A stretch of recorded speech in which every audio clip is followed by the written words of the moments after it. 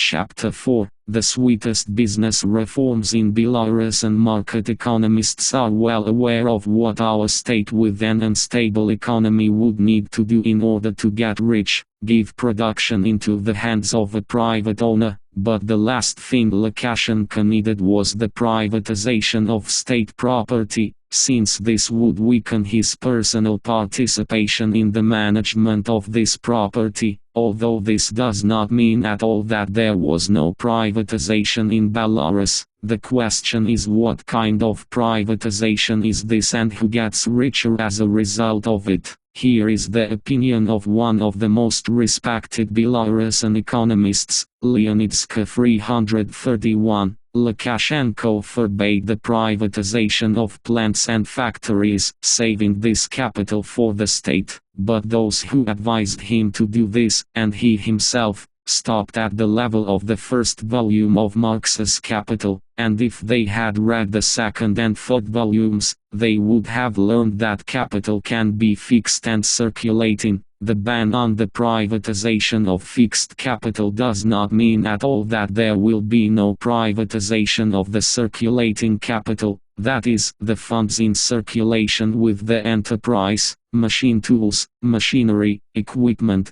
buildings. By the way, hopelessly outdated, remain the property of the state, but the money of these enterprises has long been privatized by various businessmen, those heads of state enterprises who interfered and opposed this. Lukashenko dispersed or imprisoned. It was the career directorate of the Belarusian industrial giants that fell victim to it. So, the directors of the Mogilev Association of Textile Fabrics Mogotex Vladimir Semenov, the Belarusian metallurgical plant Yuri Feoktistov, the Minsk tractor plant Mikhail Leonov, the Minsk refrigerator plant Leonid Kalugin, Novopolotsk Production Association Naftan Konstantin Chasnovitsky were arrested. In every key sector of the Belarusian industry, mining, light, machine building, petrochemical, some of the leaders were arrested or tried.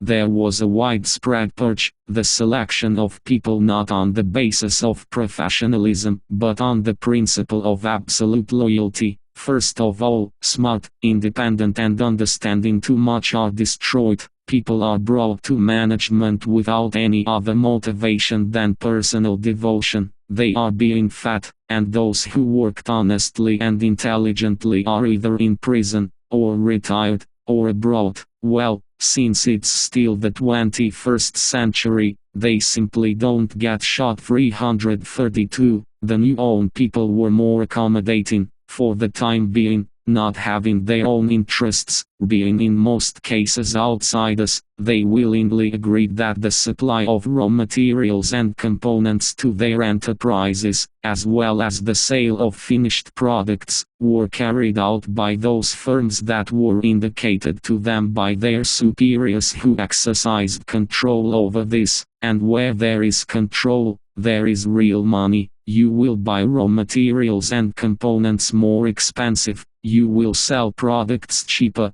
and in both cases you will receive a kickback, which you will share with the controller. Thus, even the largest enterprises became hostages of parasitic firms that ripped them off with complete impunity, unless, of course, the owners of these firms did not forget who benefited them, and if they forgot, then Lukashenko immediately declared them crooks and lousy fleas, after which the arrests began. In fact, it was a struggle for financial flows. It is clear that at the same time, both the loyal commanders and the controllers who stood above them began to live better and better. Gennady Grushvoy says, today, capitalism is developing according to a single model, capitalism that works exclusively for the authorities. The most powerful companies are being created, money and preferences are given there, but these companies return money not to the state, not to society, not even to their employees. Most of the profit goes to this government,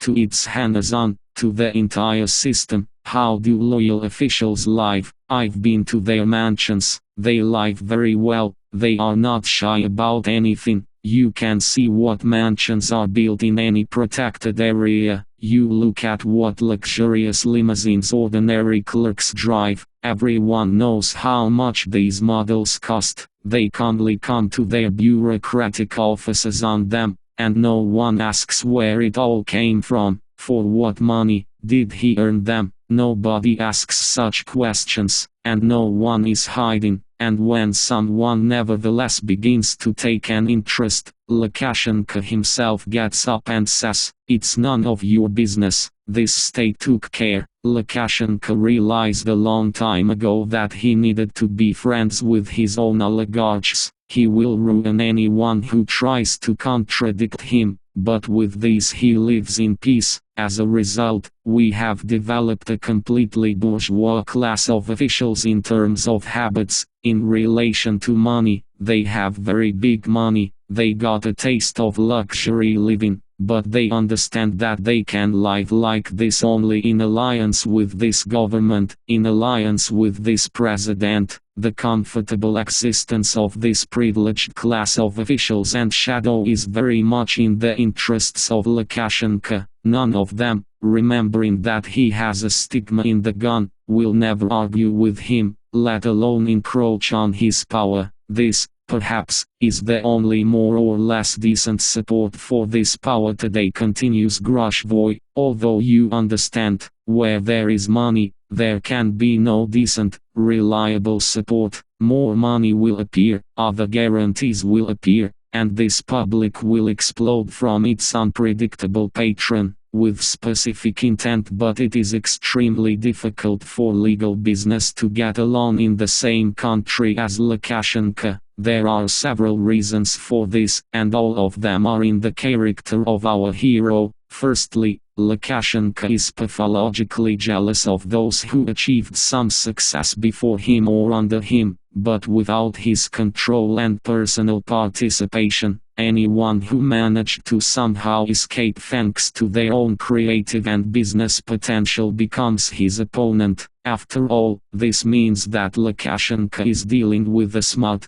talented and, of course, ambitious person, who is implementing his own independent program in life. Secondly, he is vindictive, and he does not forgive anyone who did not support him at one time. Worst of all, when the first and second coincide. Moreover, a third is added, the economic interests of power structures. A vivid example of what fate awaits in Belarus those who earned big money even before Lukashenko came to power, was the history of the financial group Pushchi. Its leader, Alexander Pupko, today talks about the death of Pushchi almost with longing, the words of a lover who was kidnapped by his beloved girl. Yes, I was warned about the impending rout. At different levels, different people, the Ministry of Internal Affairs, the KGB, the Control Service, and the government, but I didn't believe. Analysis and common sense showed that there were no formal reasons to take us on. Oh no, we did everything according to the law. The legal service, second in importance after the economic service, was very competent in our country. On the other hand, the work of Push was so beneficial to the state that, in my opinion, one had to be a complete idiot to put pressure on us. I am a mathematician and I think in rational categories, although when in 1996 I still hoped for Lukashenko's rational behavior. Kabich told me clearly, Sasha, the word rational and Lukashenko are two incompatible concepts. So, the rationality lay in the fact that, for example, in June and July 1995, the Pushchi group of companies paid the 30th part of the income item of the budget of the Republic of Belarus to the treasury, and this gave me reason to believe that Pushchi for the country is the goose that lays the golden eggs, and we only had 2,000 people. Of course, from a rational point of view, the existence of Push was beneficial to the state. who gets rid of such a chicken? But in this case, ex-Prime Minister Vyacheslav Kabich turned out to be right, who, in fact, tried to explain to the businessman that rational approaches in Belarus mean nothing when it comes to ambitions. The reason for the massacre with Tush was found by itself. The private financial and investment company FICO offered Tushi to act as a guarantor in the grain purchase transaction. Tupko agreed, but FICO did not fulfill its obligations, and Tush had to answer with its own property. 333, the largest private taxpayer in Belarus, was crushed sadistically and obviously to the detriment of the state's economy, and it was not at all about compensating for any losses, but about defeat. Moreover, with a very specific intent, as a result of the work of the Liquidation Commission, Tupko's firms were charged with a debt of $5 million.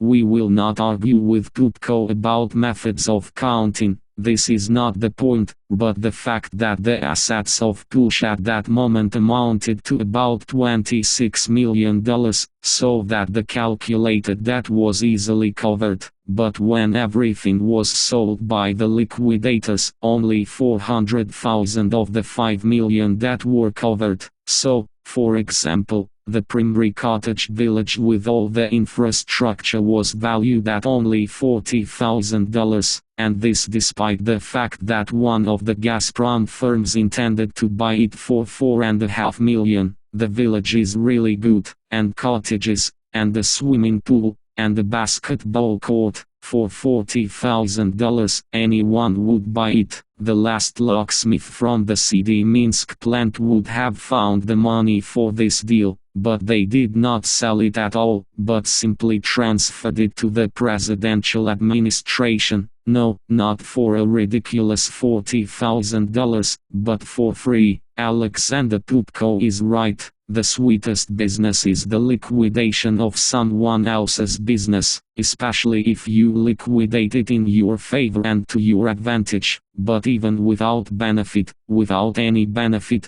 the same thing happens. This is eloquently evidenced by the following example. He won't let me go alive this time. The victim was chosen indicative. Vasily Starovoitov, chairman of the Rasvat collective farm of the Kairovsky district of the Mogilev region, twice hero of socialist labor, a frontline soldier, laureate of the state prize. He was one of the first in Belarus to realize the fundamental benefit for all employees of a new market model for organizing the agrarian complex. The collective farm has become a joint stock company. Everything was here: greenhouses, furniture and canning production, even their own bank, the most profitable bank in Belarus, and all this belonged not to the state, but to the peasants themselves. Starovoitov knew exactly how to work. After all, what is needed in the market? Making a product is the first thing, the second is to sell products, and you can always sell if you bargain wisely. The owner will be able to trade profitably, only no one should interfere with him. In compact Belarus, the market will improve quickly. We must obey the ruble, and not the commander-in-chief of all peasants, cows,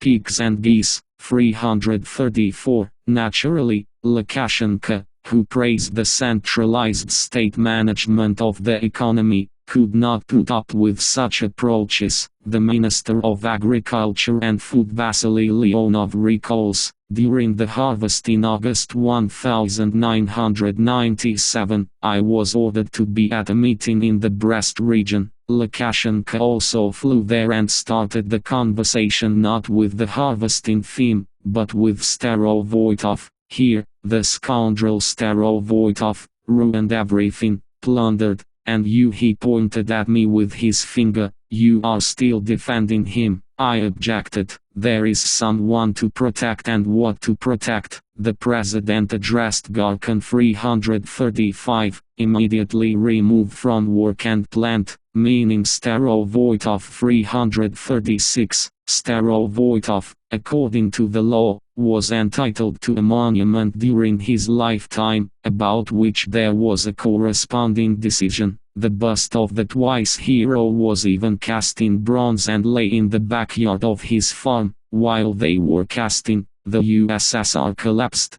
and the president was elected. They say that Starovoytov hoped that Alexander Lukashenko would also come to the opening of the monument, but in return, a battalion of auditors, investigators, and policemen descended on the farm, occupied, as in a war. People were afraid to utter a word. They were promised, if you vote for the return of the collected farm, the state will help you, you will live even better than before. 337. Vasily Konstantinovich was showed a lot: illegal possession of weapons, an old hunting rifle, bribery, extortion, appropriation of collective property. The case took up many volumes. Those who have seen it will always remember the old man sitting on the veranda of his own house, which is generally ordinary by Belarusian standards, in a jacket hung with awards received for many years of work. In the eyes, sincere misunderstanding. For what? And the words he repeated several times in front of reporters: he won't let me go alive, he will kill me. At the time of the announcement of the verdict, we were in Kirovsk together with the well-known Russian human rights activist Valentin Javta, hearing about 2 years in prison with confiscation of property. Starovoytov was clearly dumbfounded. In his eyes, voice, resentment and anger were felt. I was promised. The wife, still a young woman, went up to the cage in which her haggard husband was sitting. At once, the press began to be driven out of the meeting room, but everyone, without looking up, looked at this family. The wife, crying, holds her husband's hands and says, and he just looks at her and whispers something. Unlike Pupko, they could not confiscate any special wealth from the Starovoytovs, even in favor of the administrative department. They took household appliances, paintings, a library. Books and paintings were sold at an auction, in which only representatives of the OSS Advisory and Monitoring Group and the German embassy participated. The bargaining did not last long. The Germans overpaid exactly 1 Belarusian ruble compared to the starting price of the auction, and they returned things to the Starovoytovs. Nevertheless, these two attacks, on Push and on Starovoytov, have one thing in common: the motives for which they were committed. In addition to the obvious desire to lower those who are too independent and successful, to put them in their place, there is also a desire to take revenge. There was something to avenge. Pupko, as we remember, did not support Lukashenko during his first election campaign, and on the contrary, he was on the side of Stanislav Shoshkovich. Starovoytov also did not publicly support Lukashenko. Well, they gathered us, chairmen and leaders, so that they would kiss the pen and bless them for the elections. So I said to his face, the burden is not for you. Alexander Grigoryevich. 338. Father, Luka or Godfather, the director of the Minsk tractor plant, Mikhail Leonov,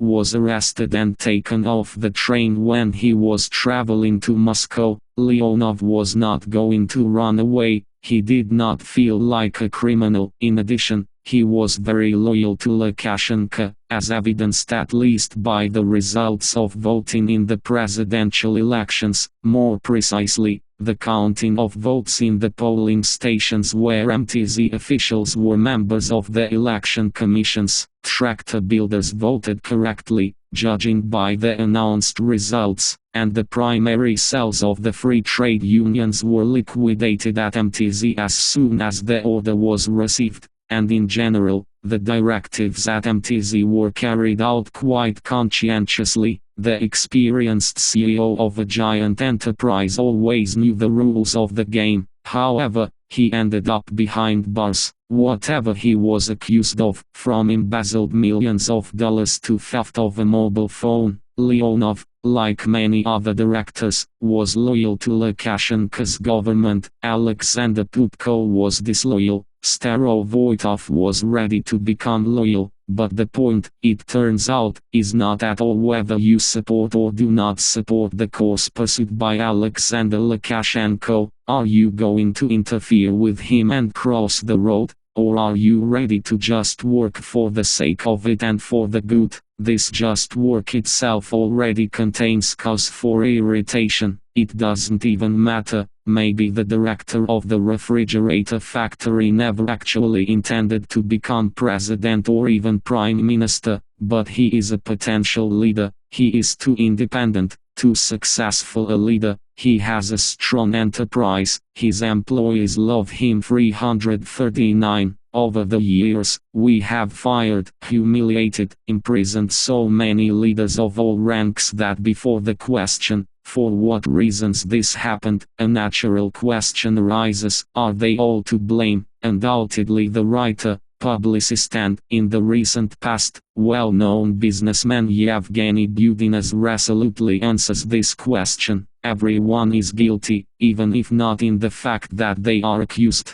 because there are no innocent people in our country. So, in 10 years of working in business, I have not taken a single fully legal step. Well, for example, I set up a mill and built a museum, but I did not agree on a single project. I cheated with payment, overestimated costs and underestimated profits, evaded taxes. My conscience, as it were, is clear. I did not do it for myself, many others as well, for the public good. And I know that if I didn't do this, there would simply be no mill and no museum. People are substituted for sanctions not from a passion for chemicals, but from production necessity. The fact is that laws, decrees, many of which are illegal in and of themselves, create a situation in the country where almost everyone breaks the law. Why? Yes, because they are simply impossible,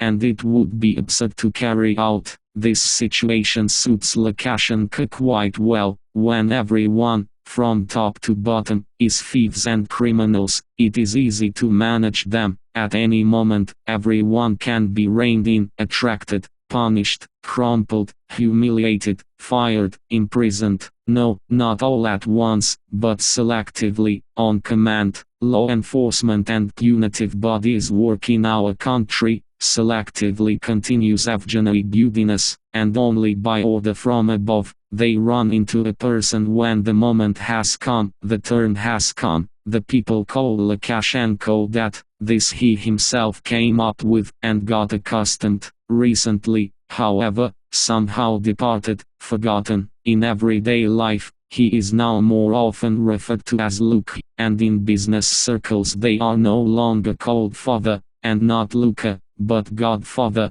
meaning that the style of his management, according to his own laws, that is, according to concepts, is very similar to a criminal one. So the Godfather understands his common fund, into which we have turned the state treasury, and he holds power like a hysterical Godfather, jealously noticing how next to him one figure, then another figure gains weight. He cautiously assesses its growing possibilities. Distrust of associates and assistants is multiplied in the geometric profession, multiplying the fear of them. What if a malicious thought creeps into someone's head? They say, well, only Lukashenko to rule, and we could, even if the subjects do not have such intentions. This does not mean that they cannot arise sooner or later. Power is akin to paranoia, it forces you to suspect. The only way to get rid of tormenting insomnia, from endless thoughts that someone is about to take away your helm, is to deliver a preemptive blow. Only in this way can one be forced to serve oneself, not out of conscience, but out of fear. The common cause is a painful mistrust and the need to keep everyone in fear, but the motives of attacks, sanctions, repressions are very diverse. What are these motives?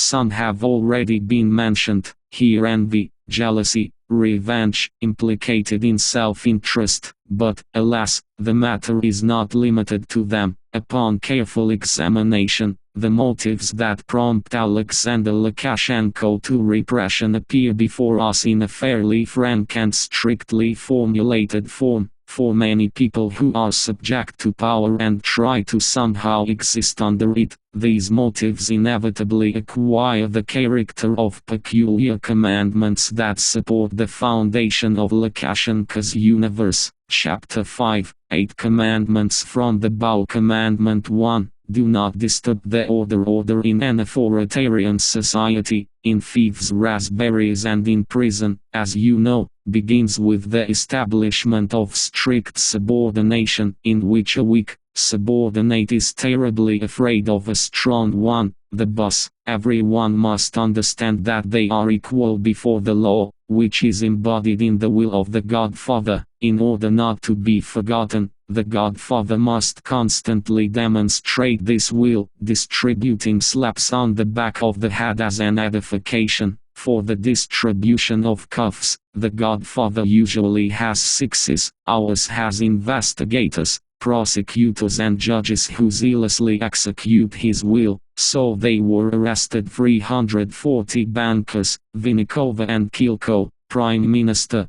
Chich, Ministers, Leonov and Marinich, Collective Farm General, Starovoitov, Industrial Generals, Leonov with MTZ, Feoktistov, Kalugin, Chasnovitsky, an intellectual who went to service to power, Aydin, businessman and deputy, Klimov, man from the team, chairman of the State Television and Radio Broadcasting Company, Rybakov, Newpers, manager of the President's affairs, Zaravkova, transport worker, head of the Belarusian Railway, Rekmenko, rector of the Gomel Medical University, Bandashovsky, journalists, Sheremet, Ivashkovich, a poet, Slavomir Adamovich, as well as directors and store managers, petty merchants and officials, without number, and the thieves' authority Shovlik, real name, Kleshk, simply disappeared overnight. Tamara Vinikova, already well known to the reader, says, by my arrest, the president wanted to emphasize that there are no limits for him at all in any respect, neither political, nor economic, nor personal. As he himself said, he does not have a team, that is, he does not have such people whom he would not hand over to establish order, in the name of further strengthening his power. 341. This is how the system of suppression and humiliation built up contributes to the realization by the prisoners that they are nobody and their last name is a prisoner number, who did not sit down, left. They work in Moscow, and there are dozens of names here, starting with Prime Minister Yermoshin, SIS Executive Secretary Korochenya, Titenkov, Minister of Energy, General Pavlov. Those who remained and are still at large are being treated as if they were prisoners without rights. Governor Kulikov is taken out by the arms from a meeting in his own office. Defense Minister Moltsev is publicly exposed as an alcoholic. General Nyazev is demoted to a colonel. Foreign Minister Antonovich is being interfered with, forcing you to publicly speak nonsense in front of the whole world. The ex-president of the Academy of Sciences Voitovich and the rector of the Belarusian State University with the rank of Minister Kozulin are publicly insulted and broadcast on television. Socially not dangerous rebels, strikers from the Minsk metro, are simply sent to collective farms to be eradicated and reforged there. If there were a White Sea Canal, they would atone for their sins and join in the construction of the future. Not only the parliament has been put in its place, as has already been discussed in detail, but also the government. Prime ministers are fired not for real miscalculations, but for edifying purposes. The government is dismissed for failure to fulfill obligations to the collective farmers, who were not all paid for their products. and this is in a country where these obligations have not been fulfilled even once since 1917. Crying out of resentment for such a prime minister, publicly unfastened Nowitzki. They literally immediately hand over a carrot, appointing him to lead the Council of the Republic. Let him cry there. It is easier with foreigners. For violating the order they are immediately deported so that they do not interfere with their charter. The leader of the Polish Solidarity Martin Krzyklewski, the Russian parliamentarian Boris Nemtsov were deported, followed by the vice speaker of the State Duma Irina Kakamada. Representatives of the Soros Foundation and the Abbott Foundation, American Peter Byrne and German Helmut Kurt, were not allowed into the country, having waited for the expiration of the visas. The US group headed by Hans-Georg Wick was also expelled. Commandment 2. Do not imagine yourself omnipotent. Demonstrative arrests of high-ranking officials began in January 1997, that is, immediately after the referendum, which left only one player at the Belarusian pinnacle of power. The first such arrest took place literally a month and a half after the referendum. The head of the National Bank, Tamara Vinnikova, was taken into custody. This strong and talented woman never hid her ambitions. She dreamed of a career and approached the top, becoming one of the most influential bankers in Belarus. Having adequately assessed the situation that had developed after Lukashenko was elected president, Tamara Dmitrievna began to actively advise him, using her influence to strengthen the Belarus bank headed by her. Thus began her last and steepest ascent to power. Vinnikova was appointed chairman of the board of the National Bank, although, according to her, it was done in a hurry and almost against her will. But this appointment was not a career limit for an ambitious and powerful financier. Rumors spread that Vinnikova planned to become the Belarusian Margaret Thatcher, to head the government and carry out large-scale economic reforms. I must say that she would have had enough rigidity for this, and the grounds for such rumors, according to Vinnikova herself, were, already during the period of my duties as the head of the National Bank, I twice received an offer to head the government. One of the proposals was very insistent and, in my opinion, dangerous. However, the Queen Tamara instinct of self-preservation worked. She refused such a flattering offer and went on vacation, with a firm, in her words, intention to leave the public service. I came to the president at the end of December, submitted a request for leave, informing him where I would be, what time it was and why. I said that my state of health did not allow me to work in such a stressful mode, and I would like to heal a little. On this we parted. Soon, Vinnikova's term as chairman of the board of the National Bank automatically expired. She left without submitting objective and thereby, as it were, refusing her reapproval in her position. What follows is almost a detective story. Vinnikova was indeed on vacation and was abroad. Moreover, there were rumors that she would not return to Minsk, that she already had a passport of a citizen of another state, and that she allegedly transferred her personal funds to foreign banks. Lukashenko got worried and decided to play it safe. With his personal participation, a real performance was played. The daily newscast showed a supreme visit to one of the Minsk factories. Since the post of prime minister remained vacant after the resignation of Mikhail Chichir, one of the journalists asked about a possible candidate, Lin Yermoshin Domashkovich. Lukashenko smiled slyly through his mustache. And what do you always call man? Why can't we have our own Margaret Thatcher? That phrase was no longer on the evening newscast, but she did her job. Vinnikova, according to her, who had previously stubbornly refused high appointments, was suddenly seduced by the dizzying prospect and returned, having lost her vigilance. Most likely, the first banking lady of Belarus later regretted more than once that she was able to buy a ticket to her homeland on that fateful day, because exactly half a day before the expiration of her powers, Vinnikova was arrested. I was invited by phone Domashkovich 342 as if to a meeting on the decree on foreign exchange transactions, says Vinnikova. Arrived when there were already a lot of law enforcement officers and the Security Council. Approximately 15 minutes after the start, I was invited to the phone in a neighboring office, where there was an investigator from the prosecutor's office, who suggested that I talk. He was interested in my official duties at Belarus Bank. We quietly left. Nobody put on handcuffs. There were no tantrums, as someone tried to write in the press. They calmly went downstairs. A car was waiting there. The employees who accompanied it were wearing masks. I suppose these are the same guards who guarded me at the Belarus Bank,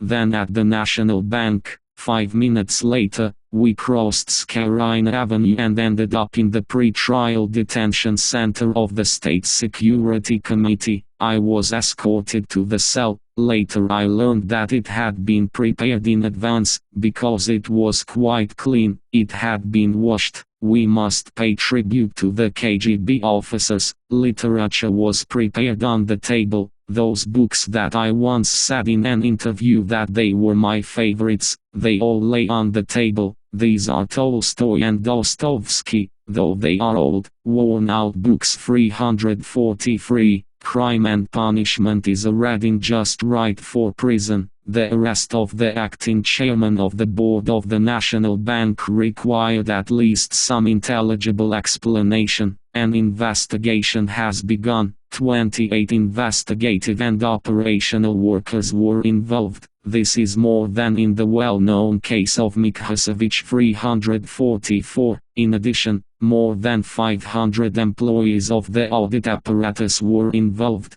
who made an audit in 45 branches of the bank. Belarus 345. However, this whole mountain eventually gave birth to a small grey mouse. Here is how Vinnikova herself recalled this a year and a half after her arrest. At the time of my arrest, I was charged that the employees of the Bank Belarus for 1,995 were incorrectly paid a bonus. Then these figures changed many times, both upwards and downwards, but then this episode was filmed and no charges were brought against him. And now I am accused of stealing Zapta's pants from the warehouse of the Bank Belarus, and took them after a year of the new chairman's work. For a year and a half there was one interrogation on this episode, which lasted about an hour. Thus, today I am accused in stealing pots from the state, for which an article from 8 to 15 years is provided. No other charges were brought against me. 346. When, after a year and a half of criminal prosecution of the chairman of the National Bank, pans remain in the indictment against her, the head of state already finds herself in a ridiculous situation, with whose knowledge and, presumably, on whose direct instructions the investigation was conducted. Of course, not in pants. That's not why she was jailed, and not because of the comical situation from the KGB detention center was transferred to house arrest, and then allowed to safely escape abroad. For what they planted, Leonid Sinitsyn explains quite clearly. From being close to Lukashenko, Tamara Dmitrievna imagined herself omnipotent. She wanted to become an oligarch in power, to use her position to strengthen her own business, and quite confidently went to this, pushing aside many, a scheme known throughout Russia, where there are enough such examples. But Belarus is not Yeltsin's Russia. We have here an oligarch. As you know, there can be only one, and we, as they say, know his name, why they were released, why the case was not brought to court, is also easy to understand. Vinnikova knew too much, and how much she knows, we can already imagine from what she told us. These are the facts of fraud with the exchange rate and conversion in favor of the court, and the financial mechanism of arms sales transactions, and illegal financing of Lukashenko's first election campaign. I have been visited more than once by high-ranking acting security officials, for example, Interior Minister Zakharenko, and they asked for copies of documents, says Tamara Vinnikova. That is why her disappearance from custody was regarded by the public as either an unexpected escape or a murder. The opposition and the non-state press, vying with each other, claimed that Vinnikova was killed so that she would not tell only her the only known truth. As evidence, they cited the fact that none of those who, according to their position, are obliged to ensure that the person under investigation does not disappear, has not been punished. Representatives of the authorities only smiled mysteriously. They say, "We know where our fish swims." No, she was not released without trial because it is embarrassing and ridiculous to keep in custody, and then try a woman known throughout the country's chief banker, accusing her of stealing some pots, but because she could tell too much about this court, in despair, perhaps much more and more frankly than now in his written answers to our questions. Commandment 3. Do not expect recognition of merit. However, Vinnikova is a banker, she was not a career official and remained a black sheep among officials in power. Her arrest could only demonstrate the equality of men and women before the punishing power of Lukashenko's anger. To intimidate officials, a different example was needed. The demonstrative victim was to be a person who had gone through the entire career ladder, who had undoubted merits before the state, and personally before Alexander Lukashenko. It was necessary to bank quite his own. Such a person became Vasily Leonov,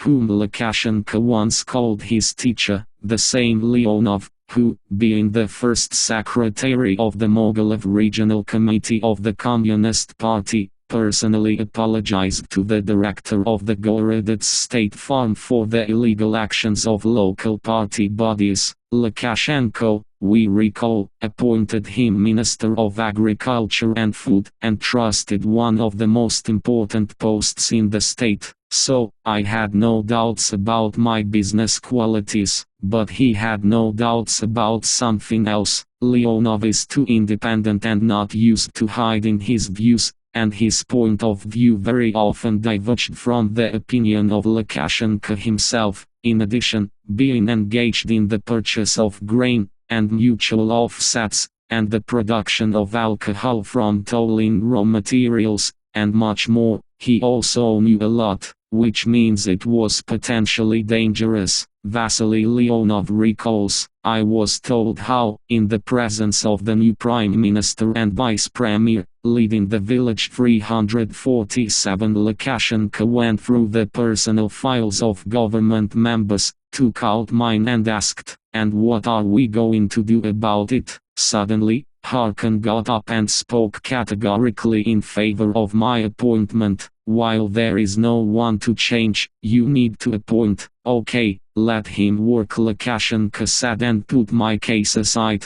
but the decision, apparently, has already been made. 348. The minister knew that compromising evidence had been collected against him for a long time, but he did not resign, despite the arrest of Vinnikova. When, while working on the book, I asked Vasily Sevastyunovich why this first high-profile arrest did not make him stand up for the chief banker, Leonov looked at me with wide eyes. But she was from another clan. Not from our clan means it doesn't concern us. What is there to stand up for them? So many people argue, not thinking about the fact that today is his and tomorrow is you, and they immediately lose to Lukashenko, who, by the way, stands up for his own, both for Slobodan Milosevic and for Saddam Hussein, and for Pavel Borodin. It must be said that there is a lot behind this inadvertently dropped phrase about clans. It was the clannishness of his subordinates that Lukashenko managed to create and carefully cherished. Remembering well the principle of divide and conquer, he always skillfully used it.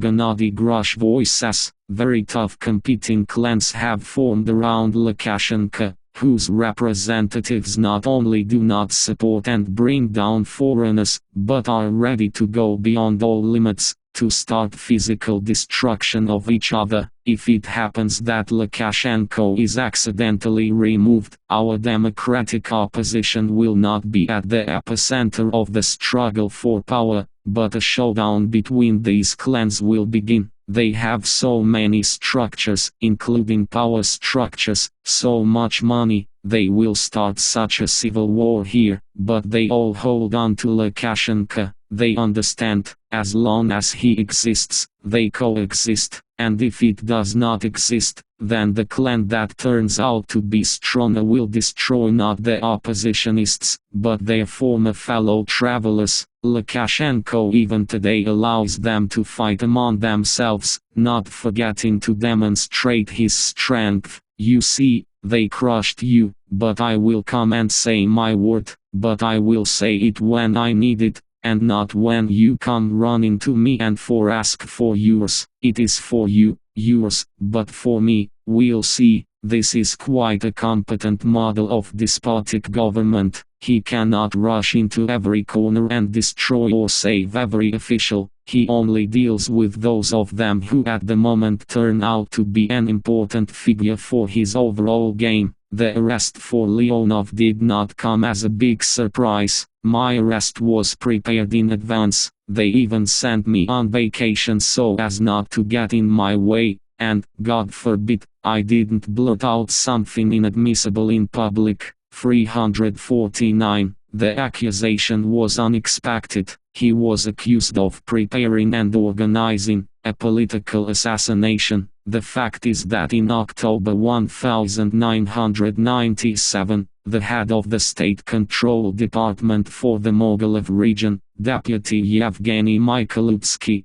who was close to Lukashenko, was killed. The controller, who kept the entire region in fear, was leaving the apartment together with his wife, when a homemade bomb suddenly exploded, connected to the door with a wire. My wife survived miraculously. The memory of the deceased controller was immediately immortalized. He was posthumously awarded the high title of Hero of Belarus. The president arrived at the funeral, and his speech sounded unambiguous. This explosion is an explosion directed at me. One might think that Alexander Lukashenko, accustomed to constantly being in the center of everyone's attention, simply envied the dead man, who was clearly taking away the honorary first role from him at that moment. He immediately promised to find the guilty and punish them. Guilty and became Vasily Leonov, as an accomplice in the assassination attempt. They picked up the already familiar to us head of Tsar twice hero of socialist labor, Vasily Starovoytov, who stepped over the seventh decade. Mikhailutsky allegedly discovered some blatant abuses of the twice hero in Don, and he decided to get him out of the way. Leonov, on the other hand, covered Starovoytov, which means that there were common crimes. That's the reason to order the controller. I found out about the murder of Mikhailutsky in the KGB detention center from a TV show Leonov recalls. I was imprisoned on Tuesday, and on Friday evening Ort showed a report from the Rasvat collective farm, where Lukashenko accused Leonov and Starovoytov. It was they who, as he put it, removed Mikhailutsky. The first thing that came to mind was some kind of nonsense 350, but they dug under Leonov seriously and to the fullest, and they arrested him with such pomp that Vinnikova never dreamed of. He remembers the arrest in detail. On November 11, at about 4 p.m., An assistant unexpectedly entered the office and said, "Some people have come there and are rushing to you with some kind of investigative experiment." "Well, they are torn, so let them come in." About 20 people came in with 2 cameras. "What kind of experiments?" Investigator Malakhov sits down and presents a warrant for my arrest. We started looking.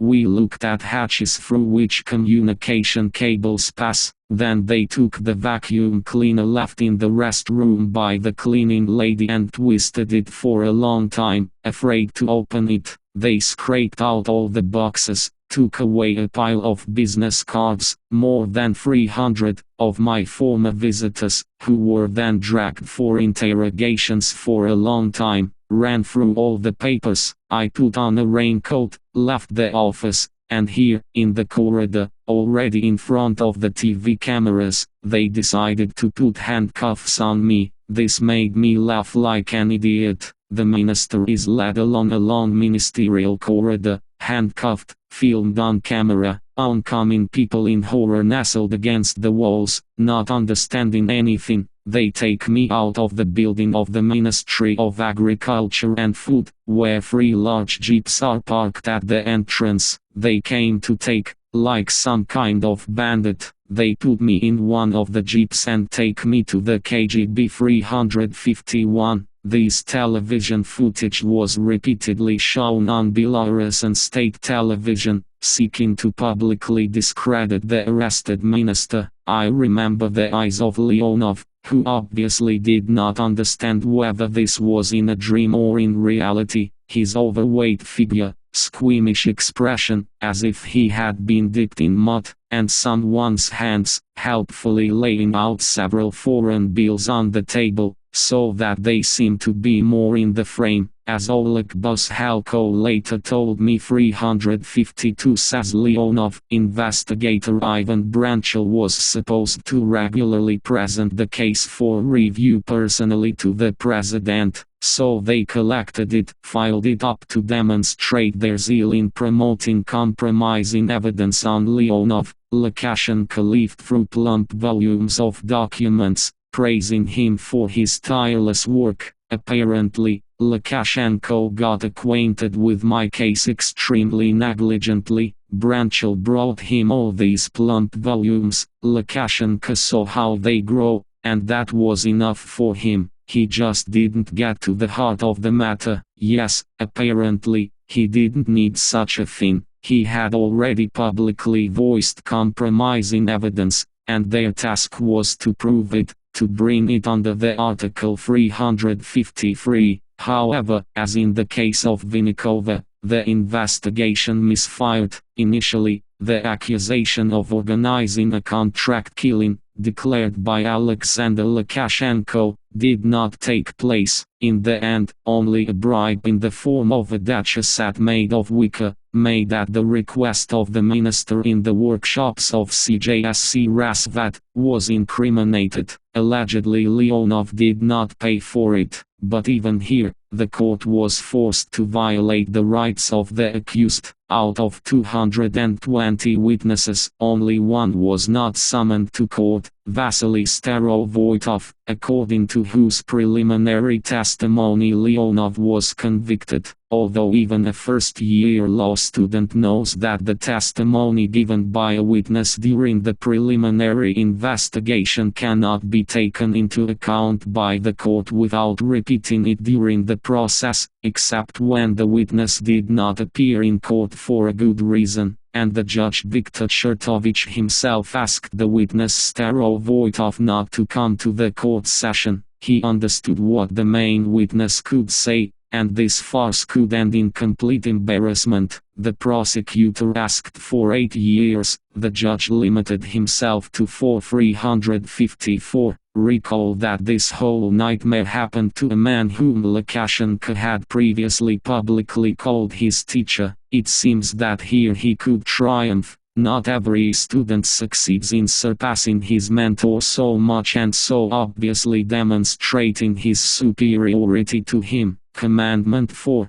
Don't forget your neighbors. 2 stories have one remarkable circumstance in common. both Vinikova and Leonov are trying not only to be accused of committing criminal acts, but also to humiliate, trample and break morally as much as possible, as it was at the very beginning with the same Bulakhov, who was politically destroyed. Here is what Tamara Vinikova says: "They took away my underwear, tights, and with completely bare legs they put me in the snow. For an hour I was in a very severe frost in very thin shoes, without pantyhose at all, in the cell. Everyone in the pre-trial detention center is supposed to have a boiler so that they can boil some kind of hot water or tea. This was taken away from me so that I could not warm myself. Heating, as you know, there is practically no 355, but Vinikova under house arrest. They subjected everything to an inventory, from swimsuits to indoor slippers, and I have to ask permission to use something. Here, quite recently, we were preparing a letter asking me to be allowed to take 3 spoons, 3 forks and 3 knives so that I could treat the family of my son who was visiting me. This was denied to me." 356. The arrested Leonov was treated not so refinedly. In the words of the escort, "Since you are here,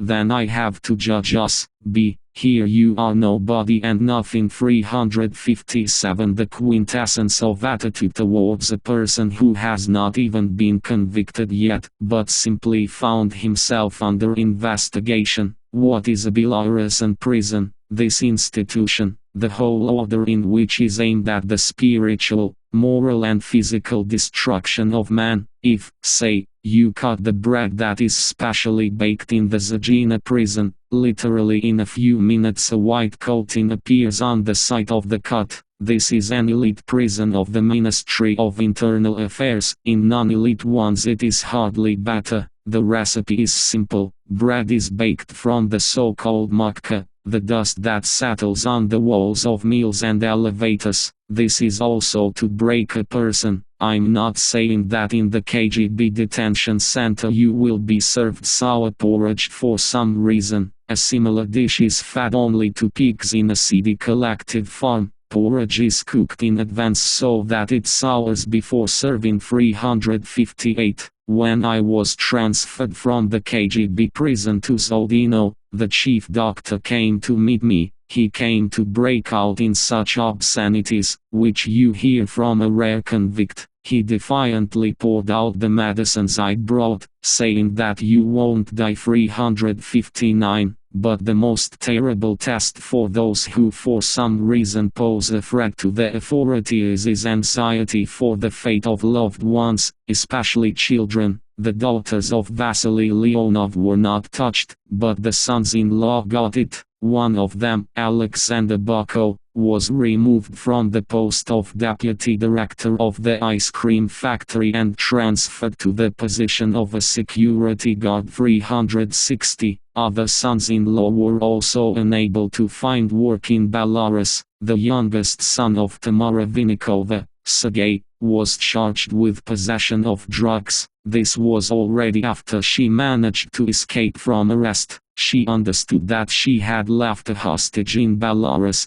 and therefore was silent, but as soon as she opened her mouth, Sergei was arrested. Miraculously, Sergei Vinikov managed to be released and also leave the country. Tamara Dmitrievna can rightfully consider this a success. Children of ex-premier Mikhail Chichir 361 turned out to be less lucky. The elder was forced to emigrate after he found a cartridge planted by an unknown person at the border, but the younger, Alexander, was accused of selling used spare parts from stolen cars, arrested and convicted. Chichir's family began to be persecuted even when he was prime minister, despite his humility and tolerance for humiliation. So, once Lukashenko publicly stated, "I know, Mikhail Nikolaevich, that you don't allow yourself to condemn the president even alone with your wife." After such a frank admission of eavesdropping on family conversations, anyone would have resigned, but Mikhail Chichir endured. But this did not save the family. Alexander Pupko recalls, in October 1994, Chicher's house was searched. Chicher knew the reasons for this search, and what comments Lukashenko gave out on it, because it was he who was the initiator and organizer. Allegedly, the Ministry of Internal Affairs had information that Chicher kept car parts stolen by his son Sasha at home. By that time, Chicher had been prime minister for 2 months. Of course, they didn't find anything, but after about 6 months, Chicher learned the words of Lukashenko, who assessed the actions of the Ministry of Internal Affairs. Idiots, they don't know how to work, they didn't find anything. This was the goal, to find compromising evidence and keep on the hook with the help of this compromising evidence. Many times more. At least I know of 2 more cases when the sons of Chicher were detained and beaten by policemen. Once they were functionaries out of uniform, and all this was in 1995, at the beginning of 1996. Then, when Zakharenko was about to retire, all this became clear. He humanly asked for forgiveness. The Chigiri court chronicle came to an end when Yulia Chicher, the wife of the former prime minister, was accused of inflicting grievous bodily harm on a policeman who did not let Yulia go to court, where her husband's case was being heard, and, despite the trace of a strong cop's hand, which the defendant Chicher could demonstrate for a long time, the court sentenced her under the article Hooliganism 362, Commandment 5th, don't lean out. Andrei Klimov could not help but irritate. He was too conspicuous. This, one might say, boy, lieutenant of the fire department, made a dizzying business career. There was a time when exchange officers of Andrei Klimov's bank worked at every turn in Minsk. The Andrei Klimov newspaper was read in the metro and buses, and the elite sought to settle in houses built by Andrei Klimov and co. Andrei Klimov himself, of course, led all this branched business. In 1996, he became a deputy of the doomed Supreme Soviet of the 13th Convocation and joined the opposition faction Civil Action. Klimov's speeches were distinguished by extreme radicalism, especially when Lukashenko entered the Hall 363. After the constitutional reform of 1996, Klimov remained faithful to the old constitution and the Supreme Council. He did not limit himself to conversations and interviews in which he condemned the referendum and its initiator, but joined the commission of Viktor Goncha, which set itself the task of recording all violations of the constitution and laws by Alexander Lukashenko, thereby laying the legal basis for impeachment. Goncha and Klimov firmly believed then in the inevitability of impeachment. I remember a video in which Klimov says that Lukashenko will be in prison. Yuri Kashchevatsky recalls, in 1998, Klimov was arrested. He was accused of embezzlement, allegedly committed during the construction of the famous in Minsk house on Lodokna 364. According to the investigator, in the spring of 1993, Klimov's MP entered into an agreement with the Minsk City Executive Committee ZUX for the construction of a residential building. The usual preparatory work began, and a year later, when the first floor was erected, an overestimation was discovered. Summing up the volume of work performed for the month, the foreman noticed that the bricks on the first floor went almost 10 times less than it was supposed according to the estimate. An additional calculation was made, the error was found, the information was brought to the management, Klimov and Volkovich. The latter gave the command to subordinates to scatter the extra cubic meters by month 365. It is unlikely that a construction contractor in any country in the world would be judged for this, and if they were judged, then at the same time with a representative of the customer, who missed such an overestimation. However, the capital curators of the construction industry remained in their places, and Minsk Mayor Vladimir Yermoshin was appointed prime minister. There is no doubt that our builders have many such cases, but they arrested and tried,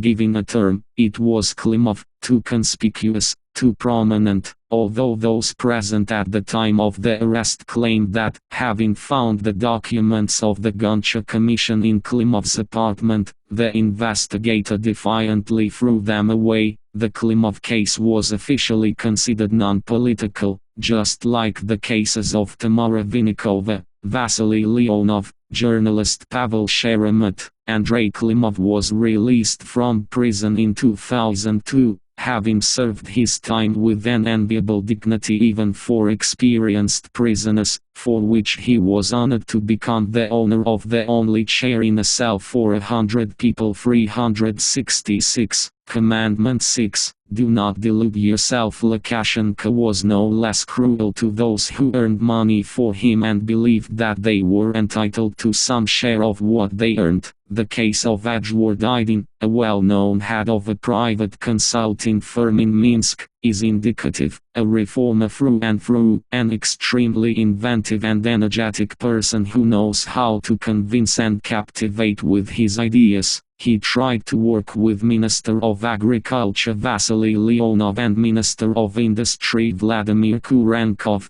but both of his patrons fell into disgrace. It became clear that you need to play big and reform the economy as a whole. This could only be done within the framework of a full-fledged state program, and at that time it simply did not exist. Moreover, no one even thought about her and, by and large, no one needed her. 367. Aydin understood who needed such a program, and managed to get a meeting with Vladimir Konoplev, then already the head of the pro-presidential faction in the Supreme Council. At Aydin's request, he recorded their conversation about the nature and essence of the necessary reforms on a dictaphone and handed the recording over to Lukashenko. As a result, Edward Aydin was offered to write an analytical note addressed to Lukashenko. The deputy head of the presidential administration Pyotr Prokopovich and state secretary of the Security Council Viktor Shaiman were assigned to look after his creative activity. This is how the independent consulting group appeared, which summed up the theoretical justification for the term market socialism coined by Lukashenko. 368. And the president personally oversaw the NCG. An employee was introduced into the group,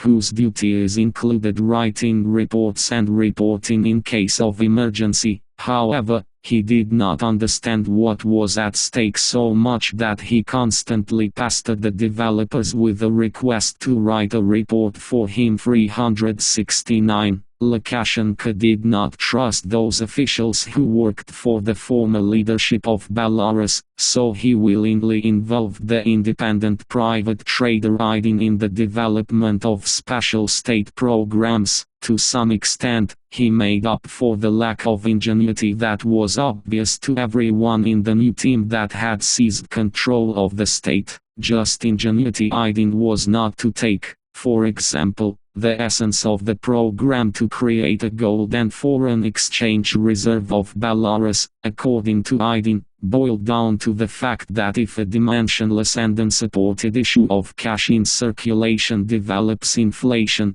then you need to do, in fact, the same thing, but with non-cash, control over spending which are in the hands of the owner, not accountable to anyone. It was proposed, for example, to support Belarus with unsupported loans, and to deliver cars assembled by this auto giant to Kazakhstan in exchange for gold, virtual money, thus ensure the flow of quite real gold into the treasury. The same is with diamonds that were traded in Russia for cars. As a result, the Gomel plant crystal could cut not only Russian diamonds, but also their own Belarusian ones. In addition, Russia, bound by an agreement with De Beers, a monopolist in the diamond market, could not sell diamonds on the world market, while Belarus had no agreements with De Beers, and Russian diamonds went from here to Amsterdam, along with Belarusian ones. Belarus had its share in both those and these. I remember the euphoria that gripped Dean when he saw how quickly and easily his rather adventurous ideas were put into practice. It was 1997, the referendum passed. No one and nothing could prevent Alexander Lukashenko from implementing everything that he considered necessary. For a moment, the interests of the enterprising intellectual Aydin and the decisiveness of the president coincided. This was enough for Aydin to believe in Lukashenko. We met Aydin by chance in the center of Minsk, on Freedom Square. He called out to me as he leaned out the window of a luxury jeep. "Where are you going, writer?"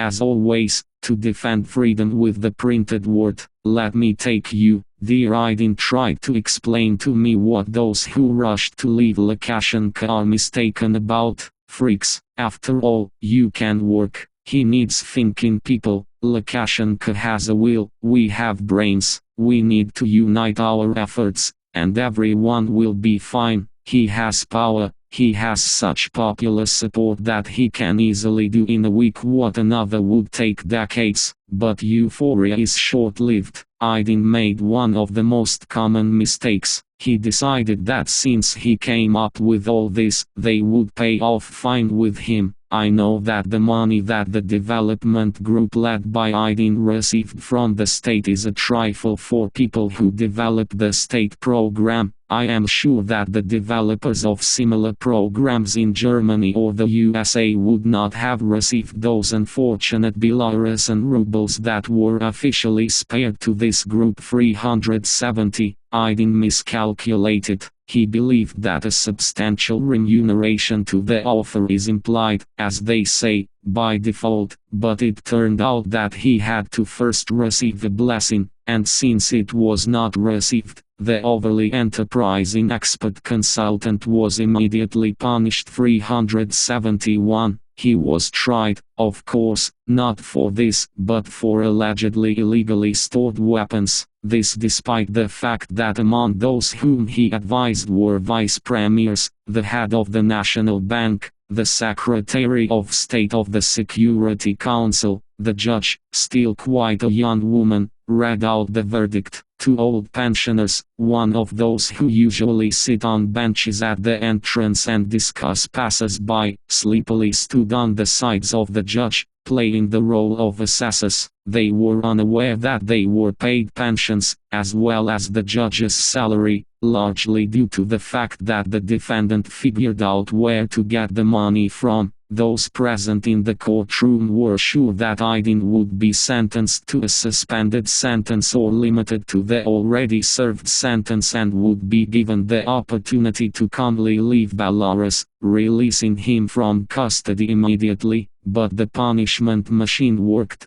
and the resourceful consultant had to spend more than 6 months on prison bunk beds. Aydin's rage knew no bounds. It seemed that he would destroy the cage in which he was. The judge, probably out of a precaution, suggested that those present should clear the room. Commandment 7. Thou shalt not steal from the master. But Aydin was still at some distance from Lukashenko. He served the authorities, as if being away from it. All the more impressive was the arrest of a woman who acted on behalf of this very government, Galina Zaravkova, the presidential affairs manager. 372. In business, Zaravkova behaved like an alligator. There were simply no rules for her, especially since mid-2002, when for some reason she seriously believed in her own omnipotence. She tried to monopolize everything that smelled of money, the supply of coal, fish, seafood. In business circles, Zaravkova went by the nickname Madam. Thanks to her closeness to the president, everything was forgiven her, and those who tried to do business knew about it. And in the end, Madam set her eyes on the oil market. The Belarus company subordinated to the Department of Affairs has become one of the largest oil traders in the country, and this, as in the story with the presumptuous collective Farmavidya, attracted the attention of completely different people and structures that controlled this business. We are talking about former employees of the Belarusian Special Services. Moved away from real earnings, they immediately began to pour compromising information on their bureaucratic rival. Clan interests were hurt, and the oil war entered a hot phase. Arrests began among the leaders of Belarus. Then Zaravkova was threatened with only resignation, but she broke through to the president,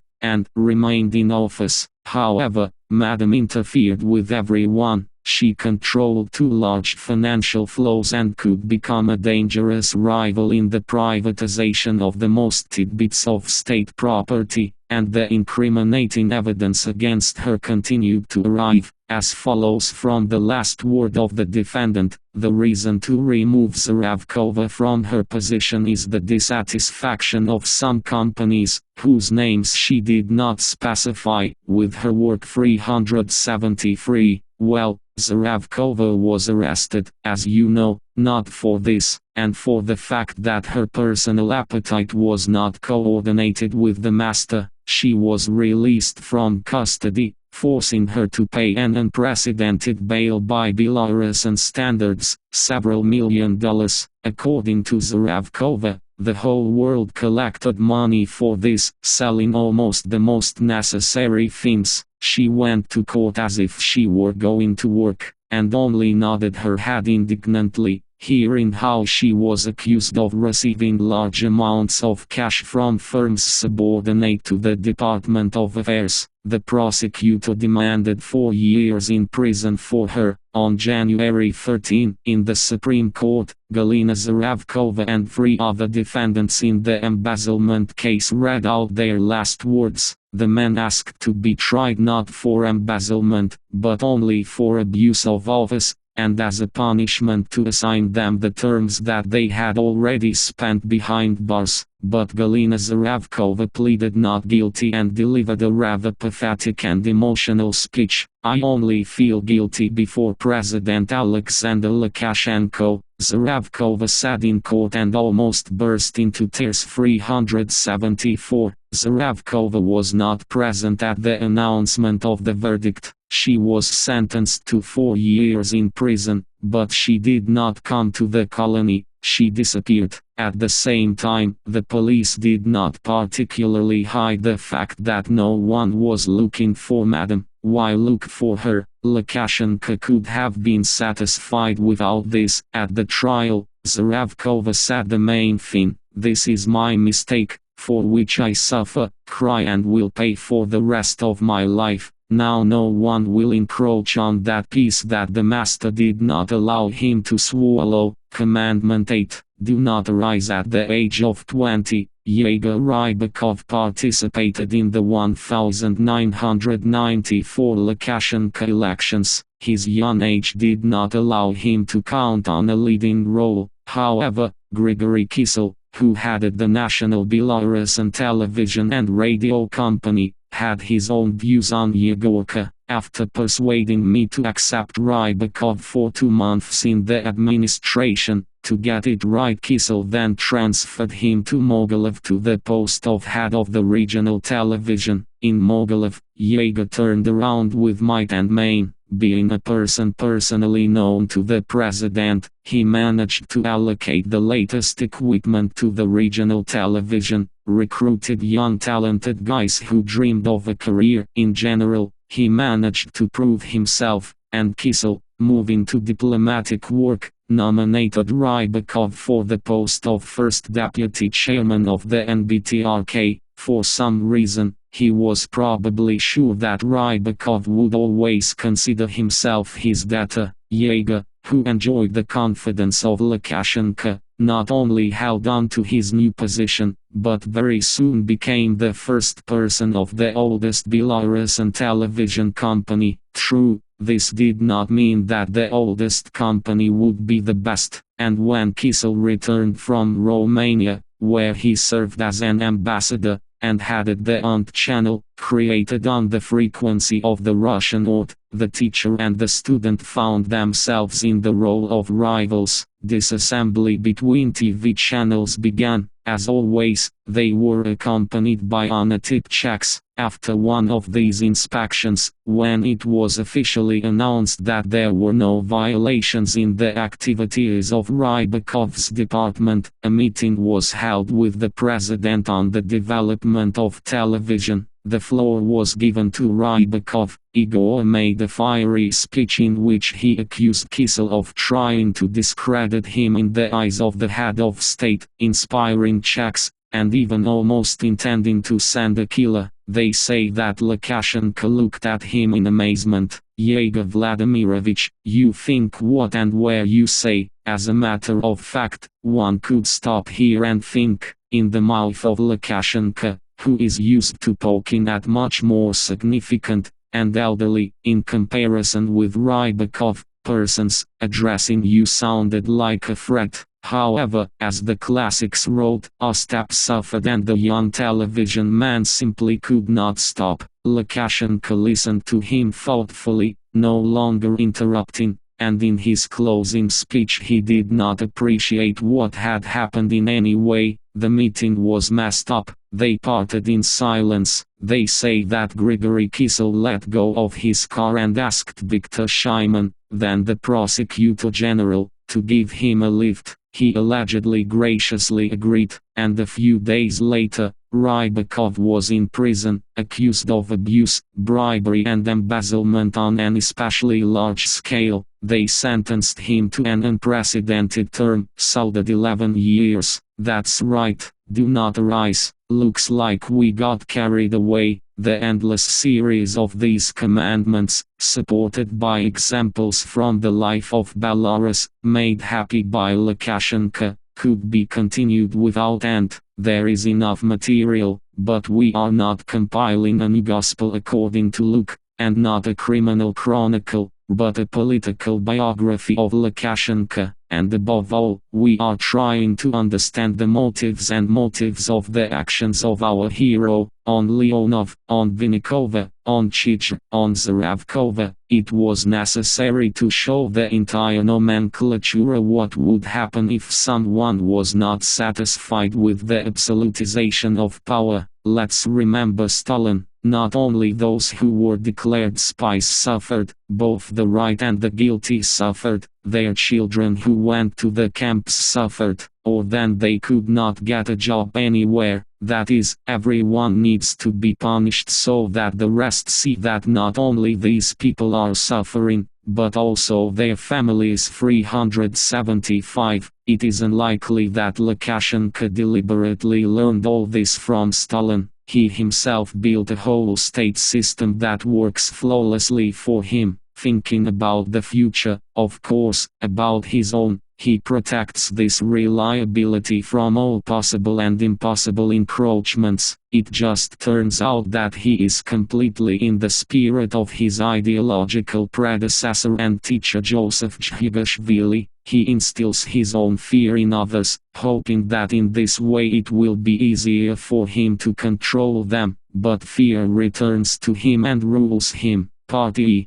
Gloomy morning in October 2000, after remembering my abandoned doctoral dissertation, I started writing again, but Sinitsyn called. Listen, can you come over, there is a business. Sinitsyn had no business with me for a long time. After leaving the government, he was engaged in business, and what a businessman I am, but curiosity got the better of me and I came. I was in Moscow, our people said that I need to advance. Who is this, ours? Well, the guys there are reputable, you don't know them, they have their own people, including those in the Kremlin. Okay, and where to advance? For president. Sinitsyn looked at me through his glasses. The second presidential election was approaching. Movement began in the state apparatus. Officials listened to every sound that came from Moscow. Any TV report devoted to Belarusian events was viewed as if the fate of the state depended on it. Are you crazy? I asked. I've always been good to him. You didn't understand anything again. We haven't played our game yet.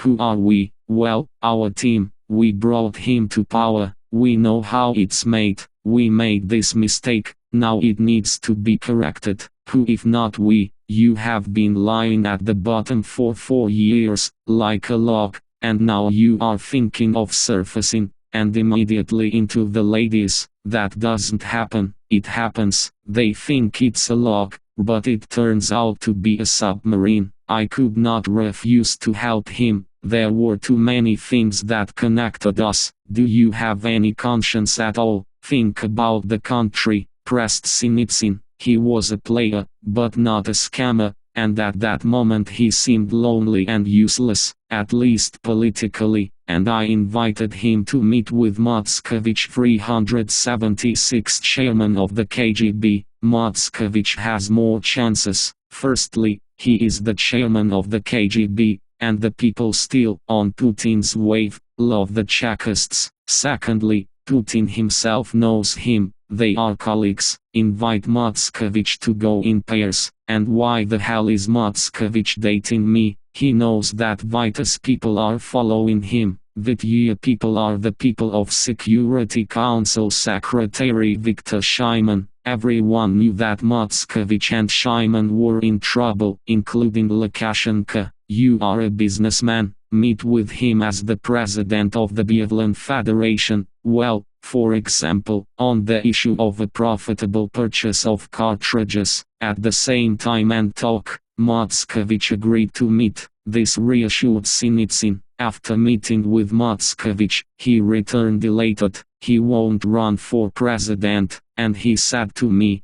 do as you wish, do so, and if he doesn't go, I'll have to move out. A day later, Motzkovich was removed from his post. There were rumors that his safe was scraped to the bottom in search of some papers, and the office was sealed so that no one except specially authorized persons could enter. It had nothing to do with Sinitsyn's visit. It so happened that the events coincided in time, but they inevitably had to match. Lukashenko removed applicants. Chapter 1.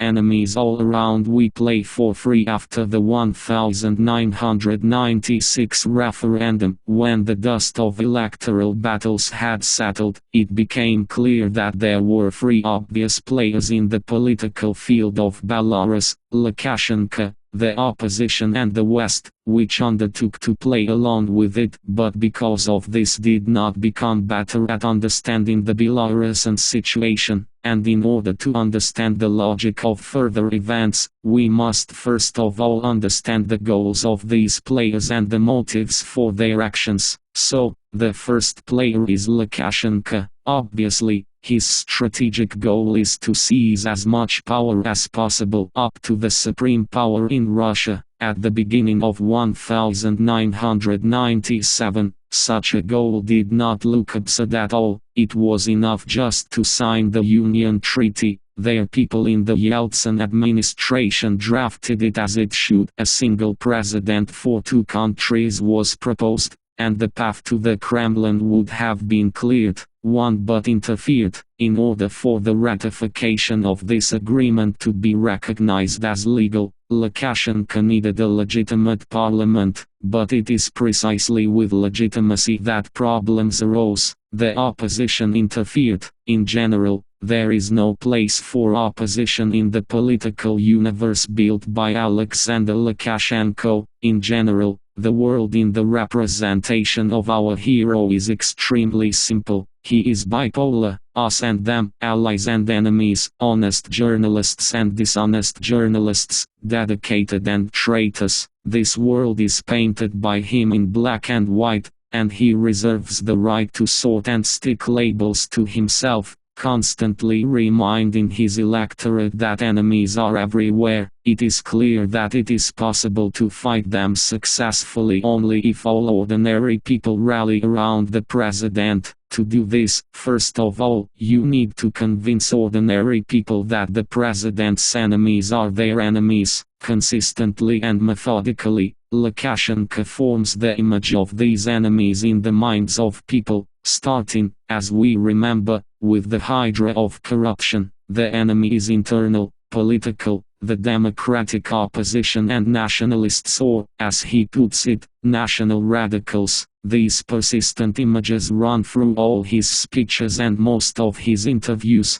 They must be shaken off like lousy fleas. About entrepreneurs, yes, if at least one of them comes to me and says, "I want to work," I'll give him a job, but they don't want to work. They are striving for power, they are hungry without power. About oppositionists, the whole fight with the president began from the time when I refused them both vehicles, each with a car, and comfortable apartments in the city of Minsk. About them, and, finally, the cry of the soul, I came to the Supreme Council in peace. You saw it. I always yielded, I always asked, I persuaded, but they spat in my back, spat in my face, mocked me. In a bipolar world, one can limit oneself to simple solutions. Very often they are indeed very simple, but far from being as primitive as opposition journalists sometimes try to present. His decisions are a logical continuation of the metaphors of his speech. Lukashenko never leaves the image that he created for himself, the image of the father of the people. In Belarusian, father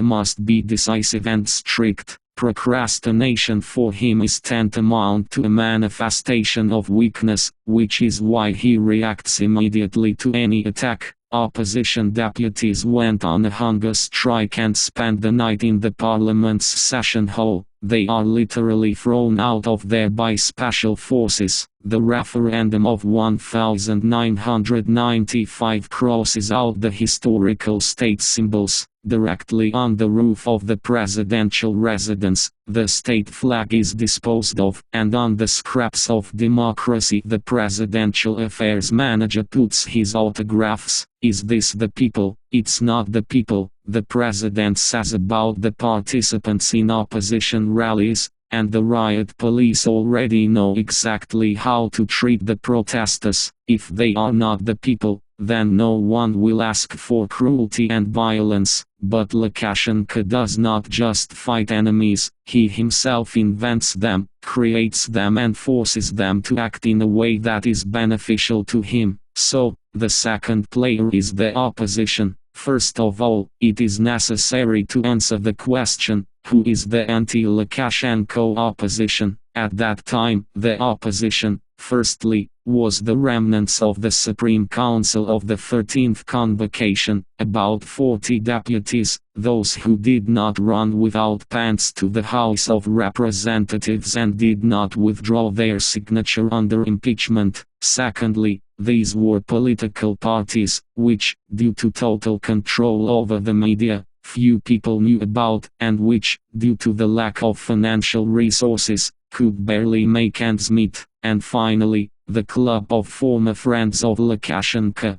to which the author himself and many of his interlocutors belong. Interestingly, Lukashenko literally made oppositionists out of many his own people, starting with promises to the deputies of the Supreme Council of the 13th Convocation that, they say, we will work quietly for the sake of Belarus. He rather quickly turned the agrarian communist majority in the Supreme Council into fierce anti-Lukashenko supporters. He did not want to compromise even with politicians who were ideologically close to him. Their position, say, in relation to the problem of market reforms or the international policy of Belarus completely coincided with the views of Lukashenko, but communist and agrarian leaders advocated separation of powers and the rule of law. It did not suit him in any way, and he was uncompromising. There was a moment when the former prime minister and 4 speakers of parliament were in opposition at the same time, 377 not counting the many ex-ministers and ex-deputies. These are high-ranking officials in the past, in whom Lukashenko, for one reason or another, saw enemies, and he almost never tries to convince or win over his enemies. He prefers their political destruction, which must necessarily be combined with purely human humiliation. 378. Probably, Lukashenko would have gone to public trials in the spirit of Vyshinsky, but times have changed and it is difficult to expect that the chairman of the board of the National Bank Vinnikova or Minister Leonov, arrested in the line of duty, will agree to play self-incrimination performances in front of TV cameras. It was the crumpled,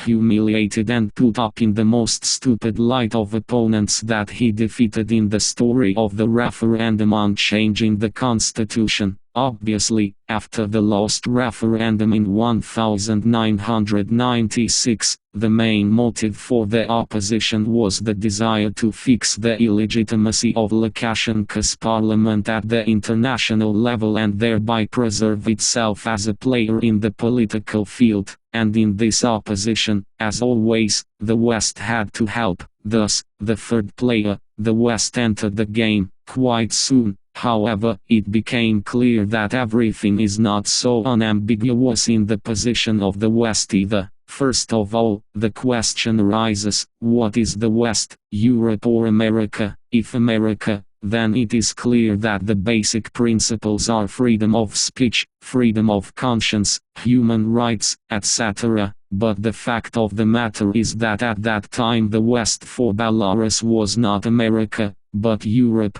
European politicians at all times valued not abstract principles, but stability. Yes, European officials told our oppositionists on the sidelines, we agree that the parliament in Belarus is illegitimate, but in practice we always communicate with the real, acting authorities. There was a stalemate. It seems that Lukashenko's regime is illegitimate, and the Supreme Council dispersed by him is legitimate, but the regime has real power, and the Supreme Council has nothing. Something had to be done, and European officials acted, as they always do in similar cases. They proceeded from the fact that a bad peace is better than a good quarrel, and therefore the main thing is to seat the conflicting parties at the negotiating table. For this purpose, an US advisory and monitoring group headed by the German diplomat Hans-Georg Wick was sent to Belarus. 379. He tried to implement a plan for a peaceful way out of the crisis. The paradox is that even then everyone, except for naive Europeans,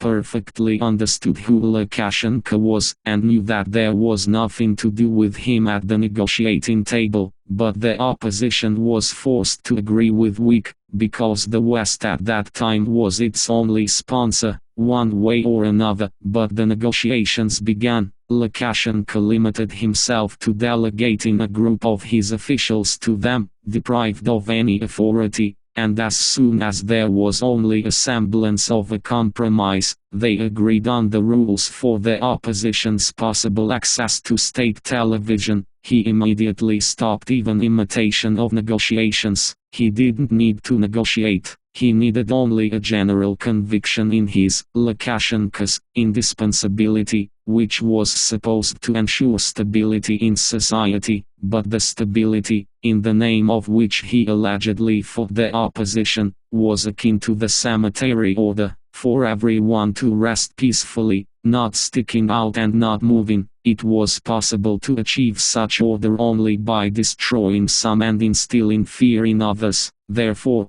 the riot police diligently swept the weak and far from aggressive Belarusian opposition with batons in front of the astonished viewers. Do not stick your head out, sit still. And each time, although the opposition rallies became less and less numerous, the riot police dispersed them more and more cruelly. Thus, the results of peacekeeping efforts were also presented to the West in a visual form. I name 3 players in the political field of Belarus, but there was a fourth, Russia, which for the time being refrained from trying to enter the game. Russia seemed to follow in the wake of the unification course imposed on it by Lukashenko, and rather sluggishly helped him achieve recognition of the referendum results by international organizations. However, Russia is a separate conversation. For now, the cruelty of the authorities grew, the conflict between the authorities and the opposition deepened, and the frightened Belarusian inhabitants were less and less interested in playing on the political field, preferring to sit at home, like, the hour is uneven, and we will get it. And besides, although it's bad with Lukashenko, everything is clear, we already know everything about him, and the opposition. What does it want? Is it possible to take away the cup and crackling? Stability, stability and more stability. The thought of change, as Lukashenko wanted, began to instill fear in people. In fact, this was his first step towards legitimizing the results of the illegal 1996 referendum. His second step towards legitimizing the regime could be the parliamentary elections of 2000. On the eve of these elections, the US put forward 4 conditions that had to be met in order to start a full-fledged process for the peaceful settlement of the political conflict in Belarus. These conditions were, an end to the persecution of political opponents, the release of political prisoners, the provision of access for the opposition to state-owned electronic media,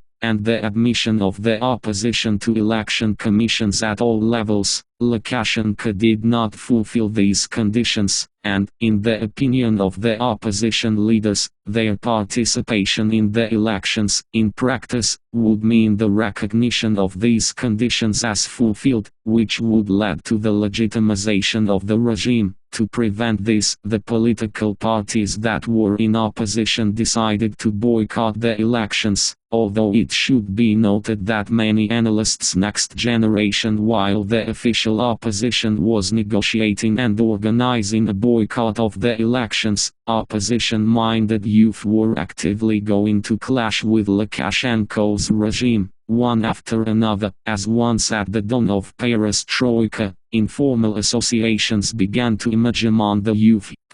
White Legion, Bison. Of course, no one registered them, but, as you know, any ban only adds enthusiasm. Young people. The Young Front became the strongest of the youth associations. Word to the leader of the Young Front, Pavel Severynets, 380. According to the profiles of the newcomers of the Young Front, 3/4 of them were boys and 1/4 were girls. The average age fluctuated between 14 and 25. For the most part, they were students, young workers and high school students. The vast majority of the members of the MF listened to rock, watched TV and, very selectively, Belarusian television. The children read Nasha Niva, Narodnovolia and Belarusian Youth. They wanted to see their organization as either an informal get-together or a brotherhood and an order, and, characteristically, they were seriously concerned about the choice of faith. 381. It turned out that the youngest president, as Alexander Lukashenko liked to call himself, did not express the interests of these young people at all. They wanted to work and earn money, while Lukashenko was building a state in which pensioners were forced to help working children from their pensions. Young people wanted to communicate with their peers all over the world, and Lukashenko's foreign policy was based on primitive xenophobia. Young people were drawn to Europe, and Lukashenko spoke stubbornly about his own path, which had nothing in common with the path of Europe. Since these young people knew foreign languages and used the internet, it was no longer possible to fool them in the same way as the older generation. And it's not just units. According to rough estimates, over the years of the independent existence of the Young Front, about 30,000 young people, members and supporters, passed through its structures, many of whom further created new organizations, made up entire Young Front galaxy in newspaper editorial offices. We can assume that in opposition circles in the second half in the 1990s, there was no organization left without members of the Young Front 382, and the authorities undertook the youth, members of the Young Front and Zubr who went to rallies and dared to write "Long Live Belarus" on fences and walls. 383 seized them, drew up protocols against them, fined them, applied administrative measures of influence, expelled them from educational institutions. Any attempts at mass protests were suppressed with demonstrative ruthlessness. The most striking example of this was the Freedom March on October 17, 1999. On this day, about 10,000 oppositionists took to the demonstration, hoping to awaken a sleepy society. A 1.5-month advertising campaign gathered for a protest march. As for the last battle, first of all, Radical Youth 384, at the bridge over the Svislak River, the riot police blocked their path. In this place, the pavement was being repaired. There were slabs prepared for laying, twisted stones. The cobblestone, as a tested weapon of the proletariat, ended up in the hands of the opposition. The riot police used batons, which they beat with unprecedented cruelty. An eyewitness and participant in the battle, film director Yuri Kashchevatsky, testifies. On the part of the participants of the Freedom March, stones were set in motion. I am sure that they found themselves in front of the riot police barrier not by chance. The authorities needed a picture. They wanted to show on television their strength and the detachment of the young. But when the terrible riot police with shields and helmets heard a familiar word from childhood in the chant "Belarus" to Europe, Lukashenko, in the ass, they also began to throw stones in response. It turned out unprofessional. This picture was played over and over again on television. Look, they say, parents, what is happening? And think about what we will do with your children if they go to opposition rallies and marches. In the end, the youth, who were the most radical part of the opposition, cooled off. The guys not only stopped getting involved in street fights, but also generally participated in mass actions, because of which these actions immediately ceased to be massive. It also played a role that politically active youth, naturally very critical of the political pensioners from the traditional opposition, especially its leaders, who are busy negotiating and sorting out inter-party relations, were left practically without their support. There is a wonderful tradition in the West: a leader who loses an election resigns, paving the way for a new generation. Our situation is different. After each failure in the elections, party leaders begin to clean up among possible successors and competitors in the political arena. Political pensioners without zealous youth life, of course, more comfortable. 385, Oman could rest. The political activity of teenagers concentrated where even frightened parents could do little to interfere. In newspapers and on the internet, a feather was equated to a bayonet since Lukashenko practically did not leave any other forms of political existence to the opposition. It began to work, as they say, for a journalist. Opposition politicians now existed only insofar as newspapers wrote about them, and as long as they were of interest to journalists. If this interest fell, the rating of the politician also dissolved. This prompted the opposition to at least some kind of fiction, a picket, a publicly announced hunger strike, a scandal in the party. Newspapermen inflated more and more soap bubbles, so that after a year they themselves would burst. True, burst was often better than cheating. In an effort to emphasize their objectivity and independence, journalists forgot about the conditions in which the opposition lives and operates. As a result, in order to fight the opposition, the official media often only needed to quote unofficial newspapers, supplying the quotes with their own comments. What did they do with success? 386. There is no doubt that such a journalistic opposition did not bother Lukashenko too much and even quite suited him. But there was one but. Non-state newspapers printed information about what was happening in government structures, and sometimes this information was extremely undesirable for the regime. So, it was the non-state press that was the first to tell about the sources of replenishment of the special presidential fund. They also wrote about the cost of the president's trips to ski resorts in Europe. Finally, even materials about death squadrons appeared.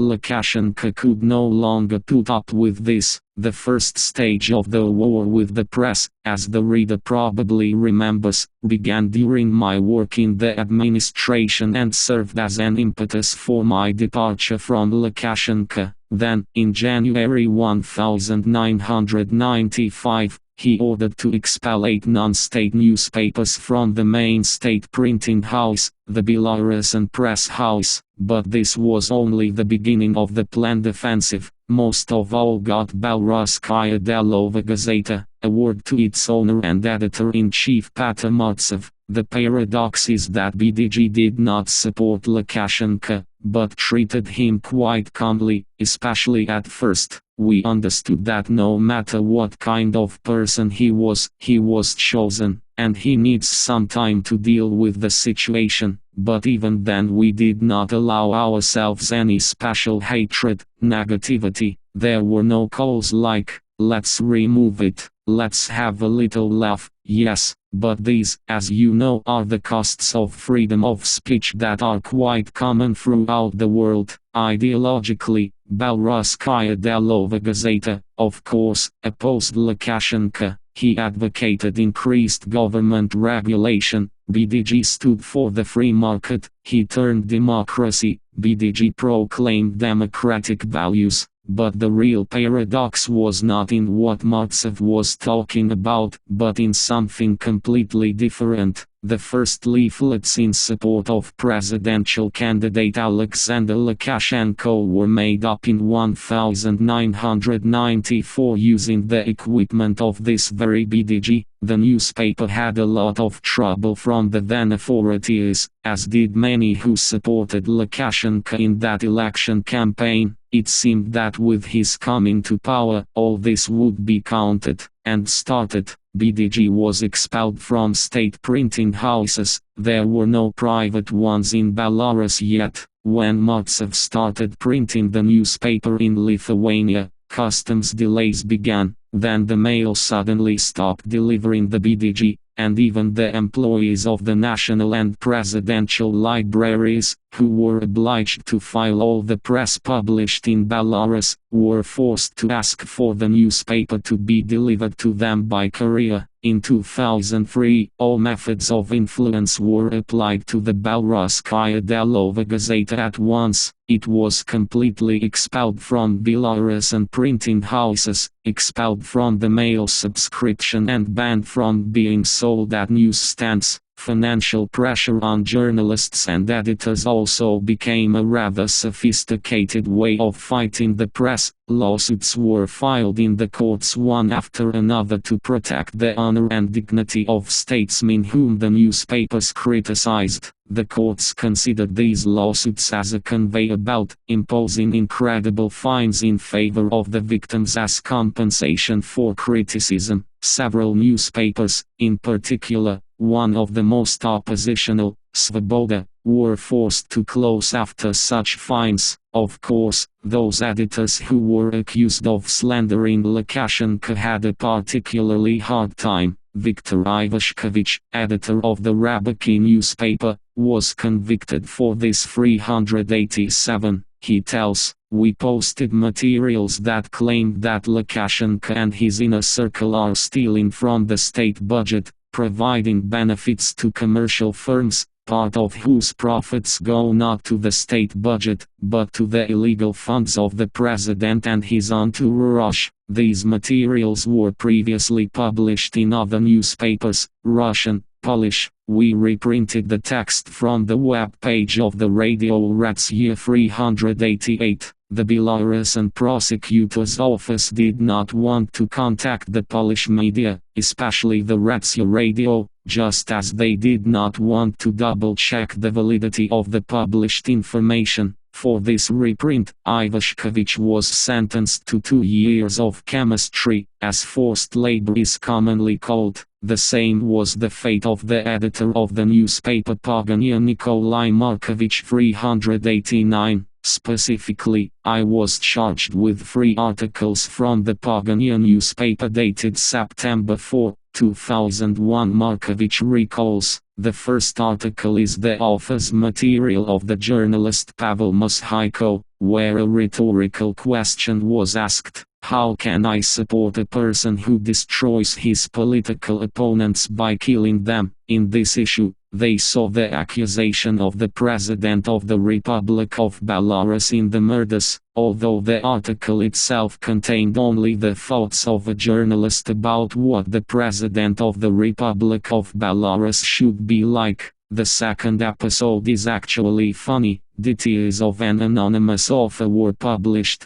and among these verses there were 4 that sounded like this: "I promised the people that the mafia will perish. Can you congratulate me?" He decided to let the mafia 390. In this nameless and unaddressed work of art, Grodno prosecutors saw the accusation of Alexander Lukashenko in creating a criminal group and leading it. Nikolai Markovich was also sentenced to 2 years of chemistry. By the way, this was not the first poem for the publication of which the author had to answer before a criminal court. On April 5, 1996, the Prosecutor General of the Republic of Belarus authorized the detention of the poet Slavomir Adamovich 391. The reason for this was his poem "Kill the President," in which they saw a call for the murder of an unnamed head of an unnamed state. But if there is at least someone to stand up for poets and editors of national newspapers, even if in most cases to no avail, then the fate of newspapers and journalists in the Belarusian provinces is much worse. Zhena Litvina testifies 392, chairman of the Belarusian Association of Journalists. In the provinces, newspapers are left face to face with the authorities. There they are hostages of the official and his arbitrary interpretation of the legislation, and as a result, the regional press introduces self-censorship. Even the most progressive editor thinks for a very long time how to submit,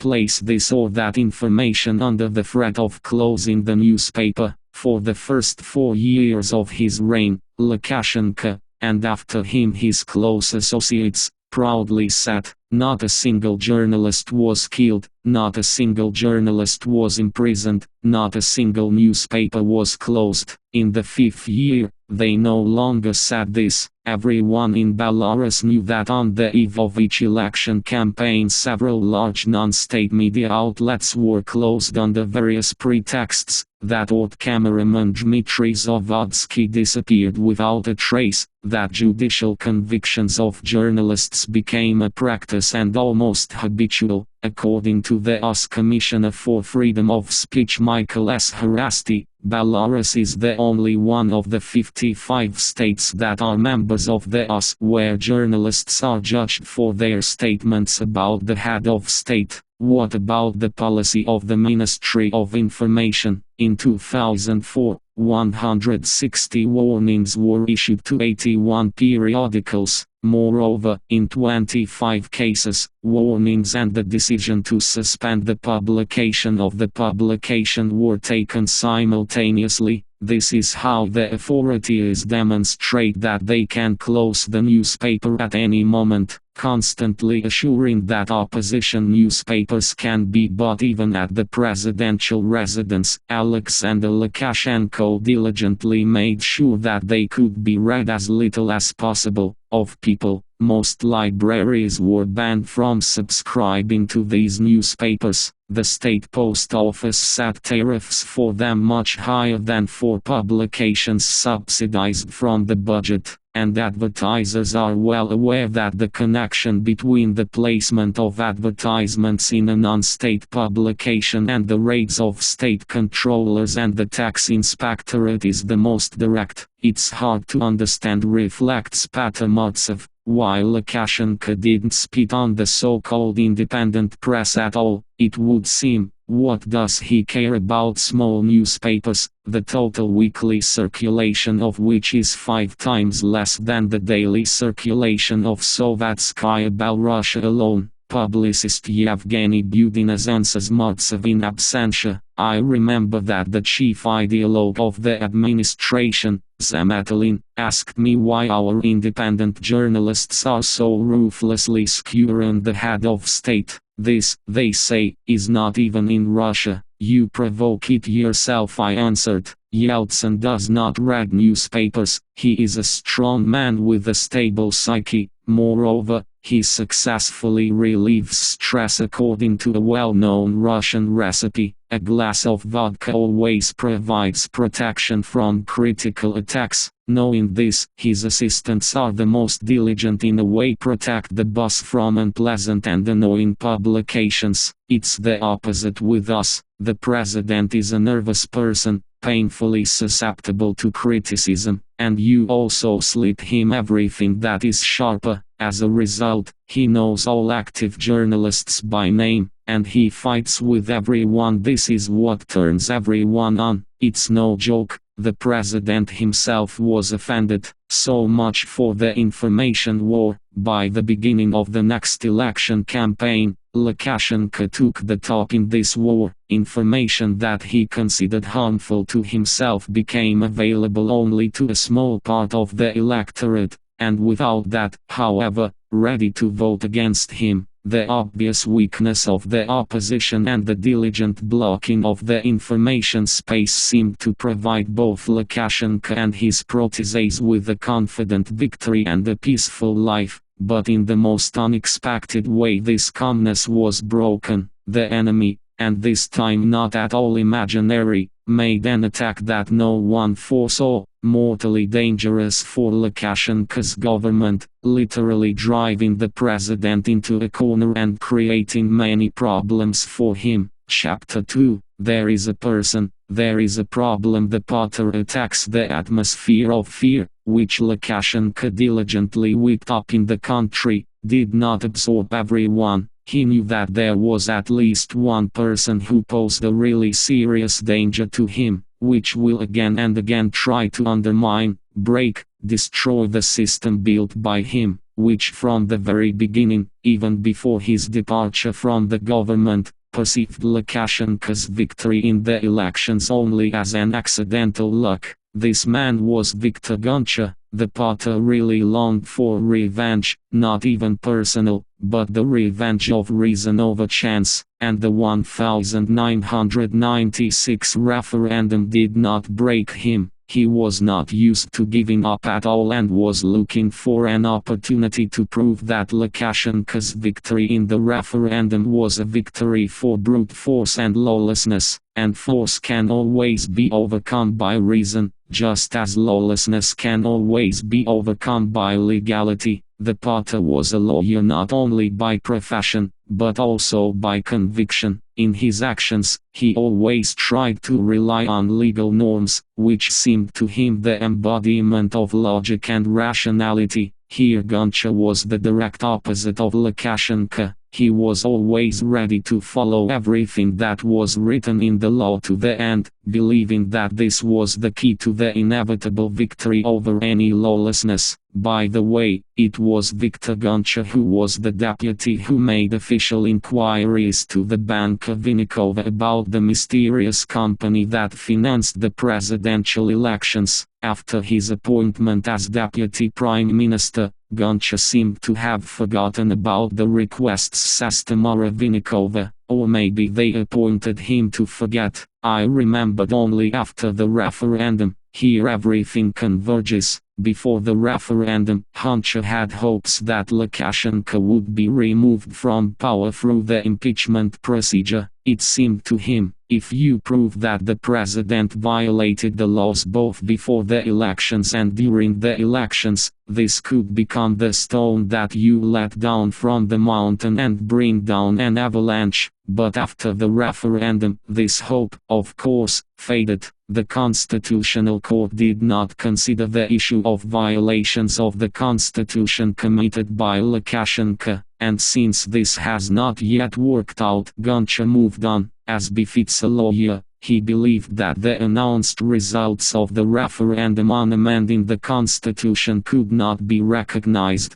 because of the many violations of the law. For Goncha, this meant, among other things, that officials who committed fraud should be afraid of possible punishment. He believed that if officially and openly start collecting evidence, then the system created by Lukashenko could fail. People will begin to testify against the one who forced them to break the law, and now, at his suggestion, the Presidium of the Supreme Council of the 13th Convocation, recalled that this body, quite legitimate from the point of view of the world community, had a quorum, approves the composition of the Parliamentary Commission to investigate the anti-constitutional actions of Alexander Lukashenko. 393. In fact, Goncha again launched the impeachment procedure, only taking into account the new political conditions. As always, he acted with the maximum degree of publicity. The more people know about the confrontation, the easier it will be to shake the foundations of the regime. Journalist Lyudmila Maslyukova recalls, the opposition process was already degenerating, everything was going back to normal, and then, like a devil out of a snuff box, Viktor Goncha jumped out and said,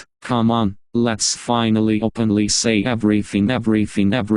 I did not really believe in the success of his intentions to wake someone up, to stir them up, but he had the look of a person who decided to blow up the situation. He had suffered a lot and had a lot to say, and I agreed to help him. We voraciously worked on a series of interviews, sometimes working hard for 12 hours in a row. Around this time, I also met with Goncha. At his insistence, he unexpectedly asked me to write such an article about him, after which he could be put in jail. The right to leadership, they say, can only be obtained if you have gone through the most difficult trials. Only then will they follow you, and you can really blow up the situation. I conscientiously complied with his request. I wrote and published the article, but there was no reaction from the authorities, and Goncha failed to blow up the situation at that time, also because the leaders of the opposition frankly did not accept him and, it seems, even hated him. How can they hate a person who finds the strength in himself for further struggle? Those who have humbled themselves and quieted down. When a criminal case was opened against the members of his commission,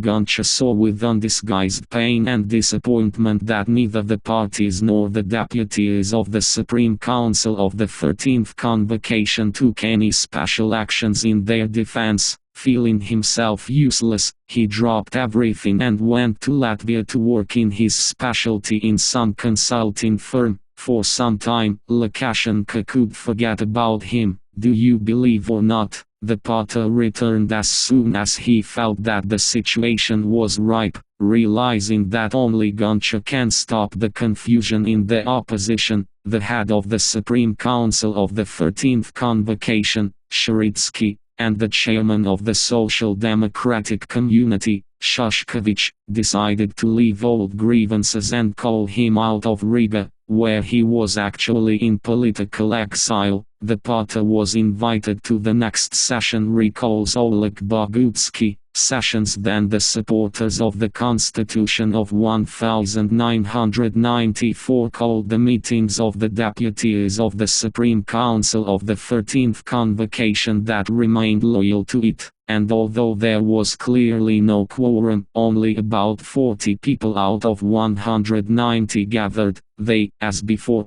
periodically communicated with each other and made regular fateful decisions, stubbornly considering themselves the only legitimate power. Zinaida Goncha says, first Dobrovolsky called him, then, in my opinion, Shushkevich, and Viktor told me, Zina, they want me to return, and since I was the chairman of the Central Election Commission, so that I continue this work. The Potter returned with a dizzying plan. According to the 1994 Constitution, the presidential powers of Alexander Lukashenko, elected for 5 years, expired on July 20, 1999. His ploy to extend his first term by 2 years, allegedly due to the adoption of the new constitution, no one in the world wanted to recognize, and if so, since the powers under the law ended, it is necessary to announce elections and elect a new president. That's all. Viktor Goncha undertook this titanic, difficult,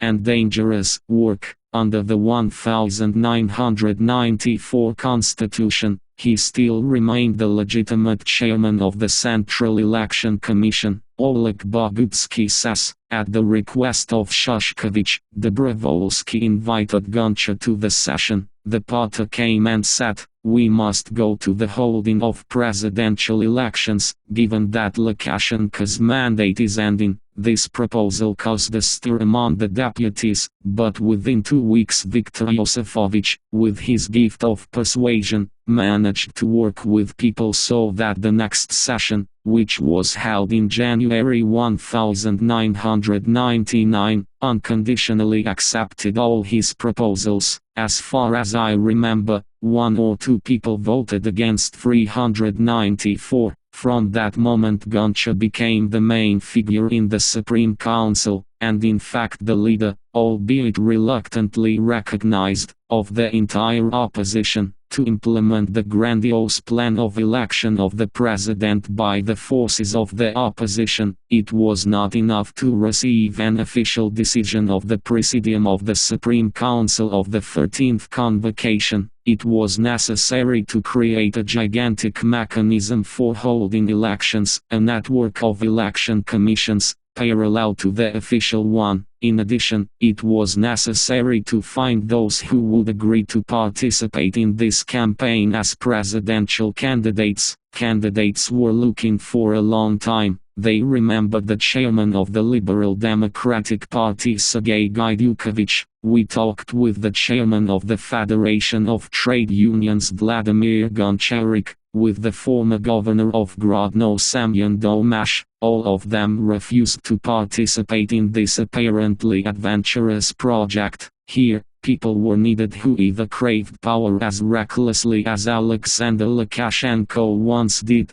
or simply believed Viktor Goncha. There were 2 of them. One was in exile, Zenon Pozniak. The second candidate agreed to be former Prime Minister Mikhail Chichir. The candidates for participation, says Bogutsky, as far as I understood, were initially determined by Goncha. That is, it was he who conducted the negotiations with Chichir, and the negotiations with Pozniak, which were very difficult, too. There was such an intrigue that maybe Gaidukovich would take part in these elections, but Gaidukovich said that he would not participate in the elections, although he did not condemn them. What prompted Chich, a rather indecisive person, to take such a desperate step? The first motive, oddly enough, is almost the same as in the case of Pozniak: almost complete isolation from political reality. After his resignation, Chich worked quietly in the Moscow representative office of a large German concern, quite successfully using his experience and wide connections. The second motive is family. Alexander Pupko recalls, "You must understand that Chich worked in a very good place in Moscow. In my opinion, a normal person, in this I put the concept of rational, from such an arrangement should not have rushed into such a dangerous enterprise, but people from the Belarusian opposition known to you persuaded his wife Yulia Stanislavovna, and only then, together with her, they persuaded Mikhail Nikolaevich, and they persuaded, of course, then there were many words that he was called to save Belarus, make the fate of children easier. Chich is a stubborn person. If he got involved, then he had to go to the end." It is not difficult to guess that these famous people were a connoisseur of female psychology. Viktor Goncha, so, using women's ambition, and managed to persuade a man to sacrifice himself.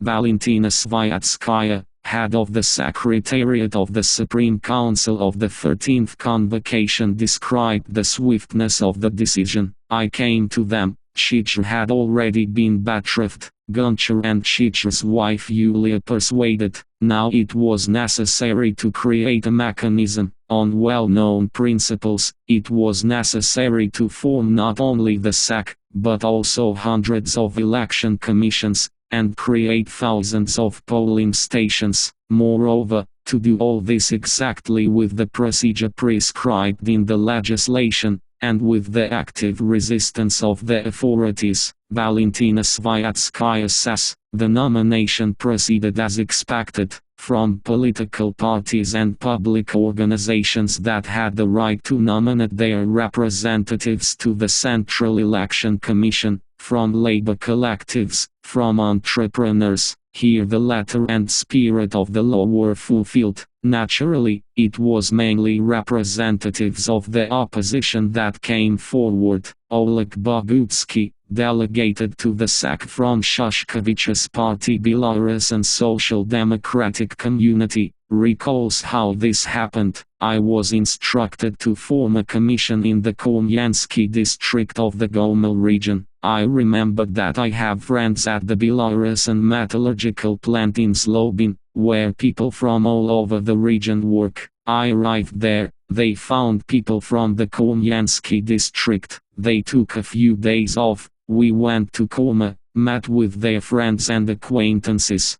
Democratic-minded people are everywhere in Belarus. It doesn't matter that they are not party members. Thus, we found 12 people who could join the commission. Then the breakdown began. 6 people surrendered to our pressure and agreed to become members of the commission. 6 people refused, fearing trouble from the administration or not believing in the possibility of success. As a co-chairman of the board of the public association Belarusian Perspective, I saw how such a breakdown took place. The opinions of our council members were divided. Some believed that it was necessary to support this campaign. Others, including myself, were categorically opposed. Deputy chairman of the Belarusian Popular Front Professor Yuri Kodiko came to the meeting of the council. He listened to all the arguments against and said, "I will ask the members of the Belarusian Popular Front to support our decision. This is required by your party duty." And then even my friend Valentin Golubyov,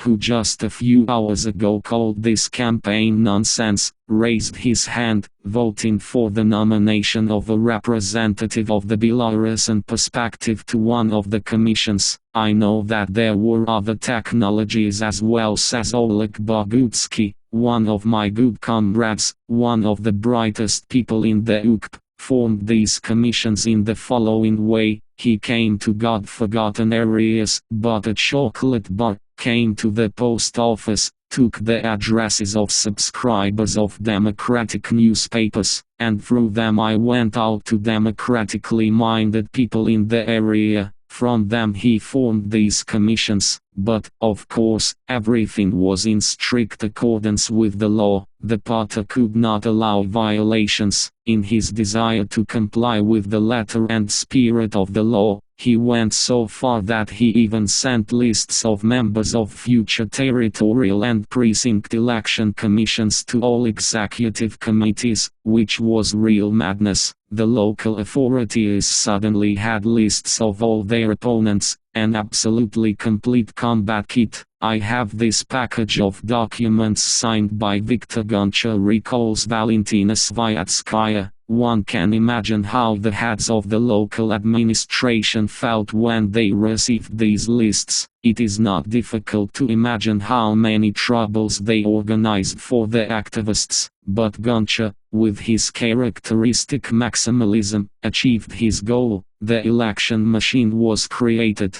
Was it an imitation, or did the campaigners still believe in the possibility of changing the situation in the country in this way? Apparently, many believed. The party did not deceive anyone. All the people around him were old enough to be responsible for their own choices and their own actions, without shifting responsibility to the chairman of the Central Election Commission. All normal people understood that tomorrow we would not wake up with a new president, but it is also absurd to accuse Goncha of adventurism, that he dragged someone somewhere. You can drag a child. Have you been used? So you are incompetent people. Zineda Goncha believes. The party strictly followed the procedure. The owner of the Belarus and Delova Gazeta Pater Martsev recalls, in February, Viktor Goncha met with me, told me about his plans and tried to arrange for the newspaper to take part in the project of alternative elections, which in fact would have turned out to be a coup d'etat if successful. I told him that, in principle, all this is unrealistic. We will not discuss whether this campaign is constitutional or not quite constitutional. It is simply unrealistic, given the situation in the country, but, nevertheless, we printed documents that were published in Narodnovolia and somewhere else. These documents were the resolutions of the Central Executive Committee created by Goncha, which, according to the law, came into force only after their publication. Anatoly Lebedko recalls, the party believed in what he did. 395. He was the first to realize that the situation cannot be changed through democratic procedures. He always proceeded from the premise that the situation can be broken only by revolutionary action. The mold plays on a field where there are no real elections or referendums. It offers a tough game without any rules, and no official elections will lead us to anything. Goncha did not want to play according to the script written by Lukashenko. He deliberately caused shock in society, imposed his own plan of action on the regime, and, I must say, this campaign stirred up the society, excited. After all, a huge amount of propaganda, organizational and mobilizing work was carried out. The shock was really great. The electoral machine created by Goncha was set up and worked as if in the morning after the appointed voting day. We all really woke up with the new president. The initiative groups of both candidates went from house to house, collecting signatures. Opposition activists convinced voters of the need for this action. The party was passionate and convincing. He literally fascinated people with his confidence. I remember how in Belorusskaya Delova Gazeta, where I was then deputy editor-in-chief, they were preparing a report by a young journalist, Olga Tomashevskaya, from the voting station. It began something like this: Chairman of the Supreme Council Semyon Sharitsky cast his vote at home in the elections of the President of the Republic of Belarus. In response to my remark that one should not mislead readers in such a way, what kind of elections, what president, What Supreme Council? Olaya was indignant. Alexander Yosefovich, who do you work for? It's our civic duty, Lukashenko believed. But what is most surprising is that the authorities believed in the reality of the elections. This turned out to be the most objective assessment of what Goncha had in mind. In undertaking these elections, he, in fact, was mistaken in only one thing. Most people were not ready to believe him. Some, because they considered the idea adventurous, others, because they were simply intimidated by the authorities. The authorities themselves were also frightened, because I believed almost more than anyone. The fact that the authorities have begun to stir, that they have been confused, partly panicked, is true, says Anatoly Lebedko, one of the people who worked at that time in the office of Prime Minister Sergei Lin told how Lin turned pale when he learned that his predecessor Mikhail Chizhar was also participating in the elections. Chizhar, a former banker and high-ranking official, is used to being considered a serious person, and suddenly he is running for office, so he believes. So it's all for nothing. But it was not Lin who was the first in power to believe in the reality of what was happening. Lukashenko was the first to believe and be afraid.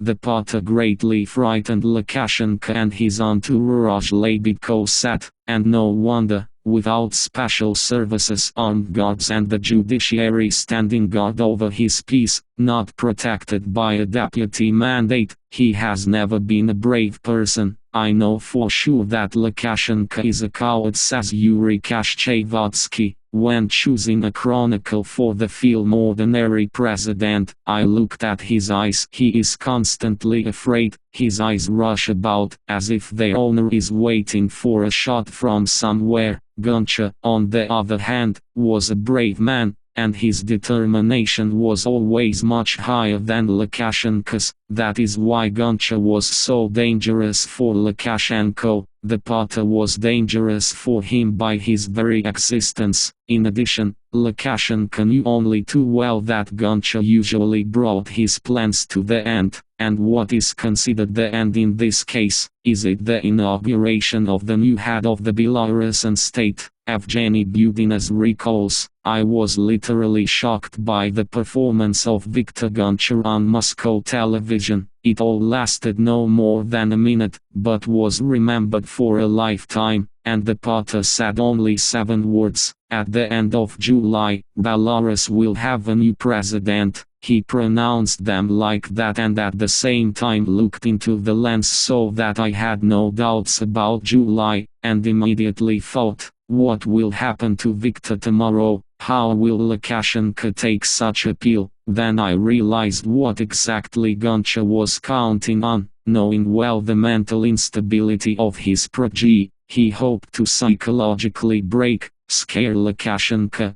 push him to hysterical and uncalculated actions. Hysterical actions were not long in coming. Mikhail Chizhar was arrested. Before that, Goncha was also taken, but he was released 10 days later, fearing a scandal because of his dry hunger strike 396. But the informal candidate for the presidency had to stay in prison until the end of November 1999 and be released only thanks to pressure from the international community. We remember how Lukashenko mocked his family 397. In Lukashenko's desire to stay in power, this was a risky step, of course, but it brought immediate results. The arrest of Chizhar literally drove into the stall those civil servants who hesitated and were ready to believe in the success of Viktor Goncha's idea. Here is how Vasily Leonov,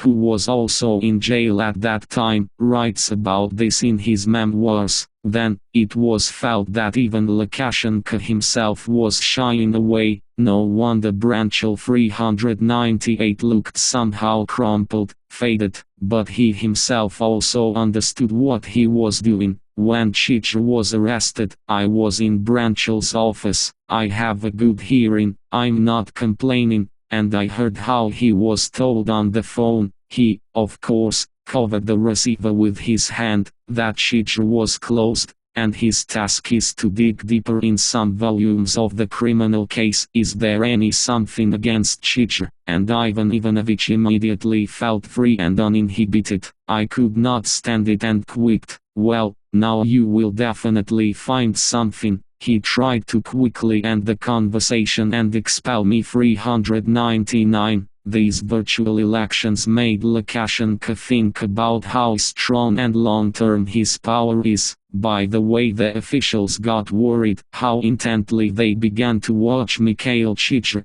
who returned to the political arena. Lukashenko understood, if the opportunity arises, he will be surrendered practically without a fight. Living in constant fear, he was never deceived by the outward loyalty of officials. He knew that those who had surrendered cabbage in their time would surrender cabbage just as readily, if not more readily, as soon as he showed weakness, even in small things, and therefore, with those who dared to raise their heads and oppose him, as, indeed, with those whom he considered potential traitors, he dealt with immediately. True, to do this elegantly, as we will now see, he learned much later. The Lord is on their way. By 1994, the rector of the main University of Belarus, Alexander Kozulin, had successfully passed the entire bureaucratic career, from the secretary of the Komsomol Committee of the Belarusian State University to the first deputy minister of education. Lukashenko left him to work in the ministry, where the young and energetic doctor of sciences was noticed by the president's closest associate Vladimir Konoplev, and Kozulin ended up in the chair of the BSU rector,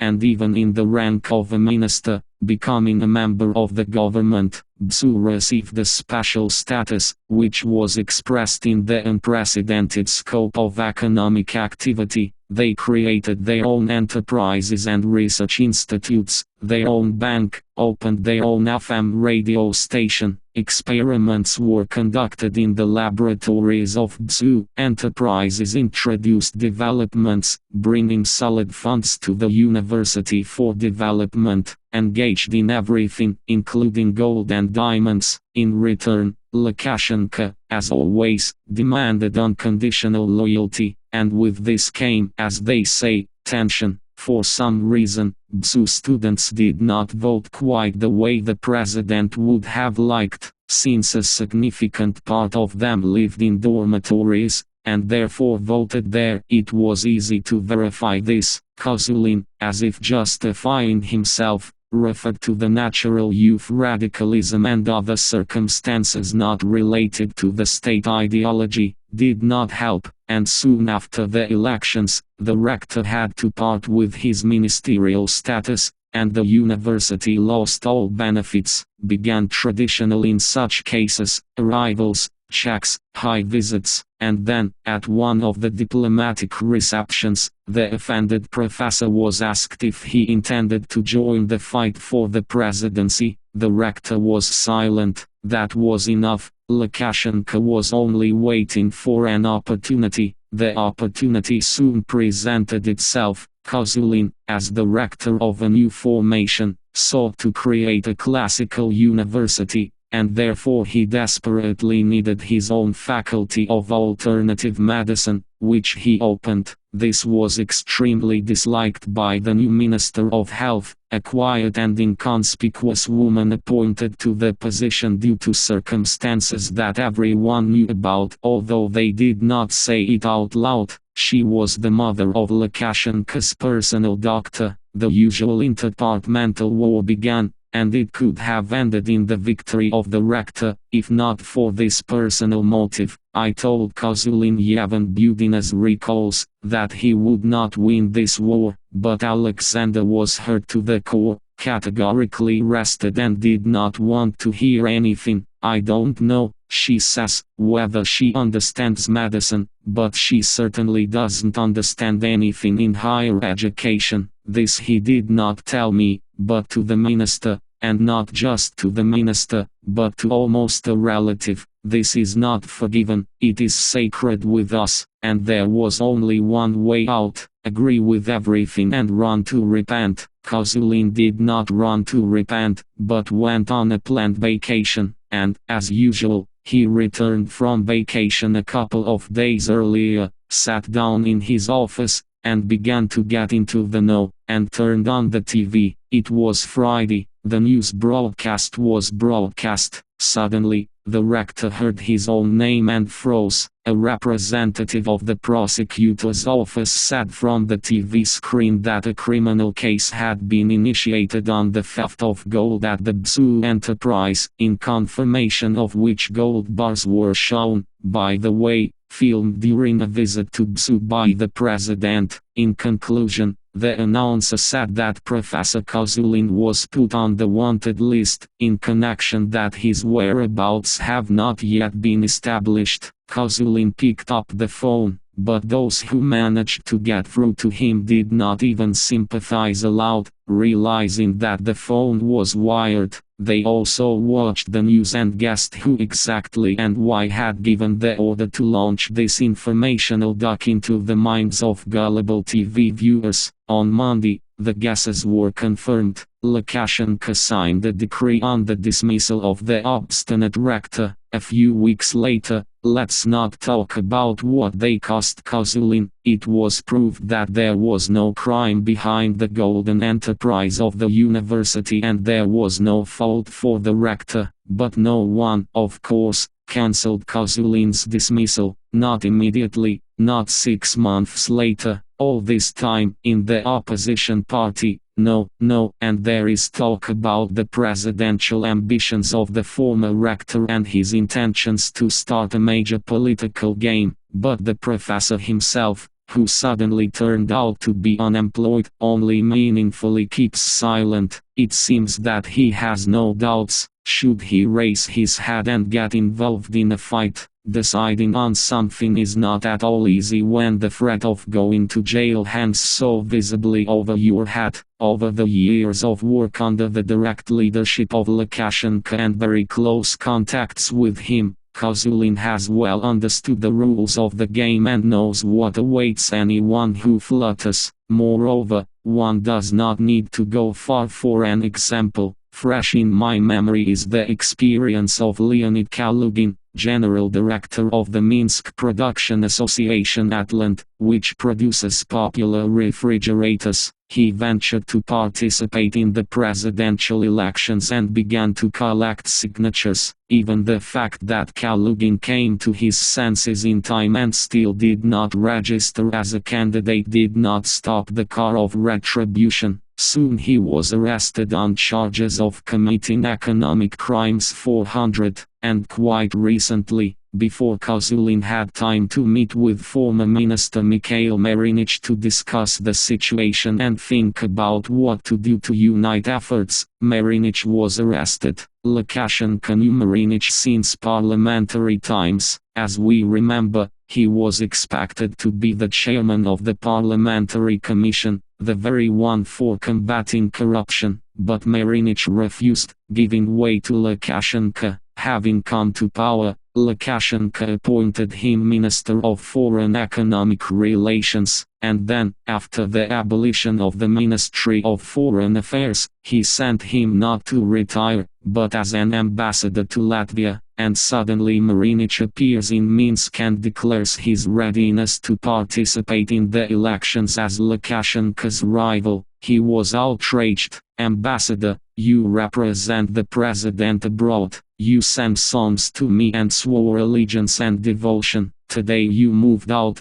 and look what he writes. You look how he spoke, and if tomorrow you pull out his speeches of 3, 4, 5 years ago and publish them next to it, and one question, where were you right, where did you speak sincerely, then or now? But I am no longer offended by him, and I will not be offended by anyone. The Lord is on their way, let them go. I already said, let them go to the presidency, or even to the candidates. There is one chair, and there will be one person 401. After such a parting word to collect the signatures necessary for the nomination, Merinich failed. After retiring, he focused on working the public organization business initiative. However, he did not abandon his presidential ambitions and unequivocally hinted that he was ready to play the role of the Kremlin candidate, and even went to Moscow for funds, what he and Rector Kozulin also talked about in a friendly way, losing their vigilance and forgetting that all the conversations of such people are tapped. Immediately after the return of the former minister from Moscow, his car was stopped by a police patrol. As if by chance, it was discovered that he had $90,000 in the case, which were seized before clarification. The next day, Marinich came to the police to explain himself and take the money, but suddenly it turned out that some of the banknotes were supposedly counterfeit. For this he was arrested.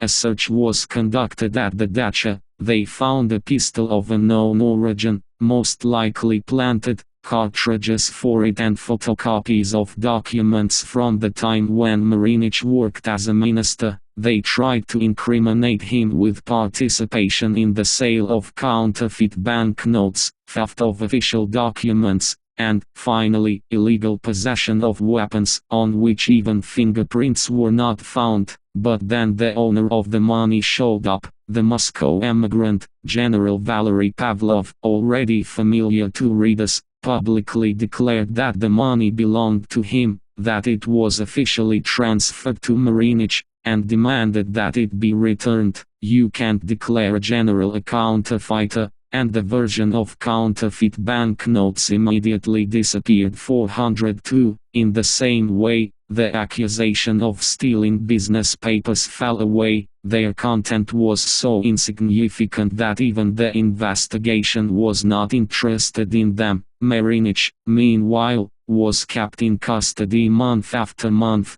despite all the protests of the world community, illness and the futility of false accusations. As a result, prospectors from jurisprudence did come up with a completely Jesuit move. Marinich's garage, due to a lack of office space, kept used computers donated to business initiative by the American embassy. The diplomat and the ex-minister were accused of kidnapping them, despite the fact that the U.S. Embassy has categorically stated that it has no claims and cannot have any. Marinich was sentenced to 5 years in prison for possession of several used computers. 403. Let us recall that Galina Zarevkova, the former managing director of the President's affairs, was sentenced to 4 years for embezzlement of several $1 million.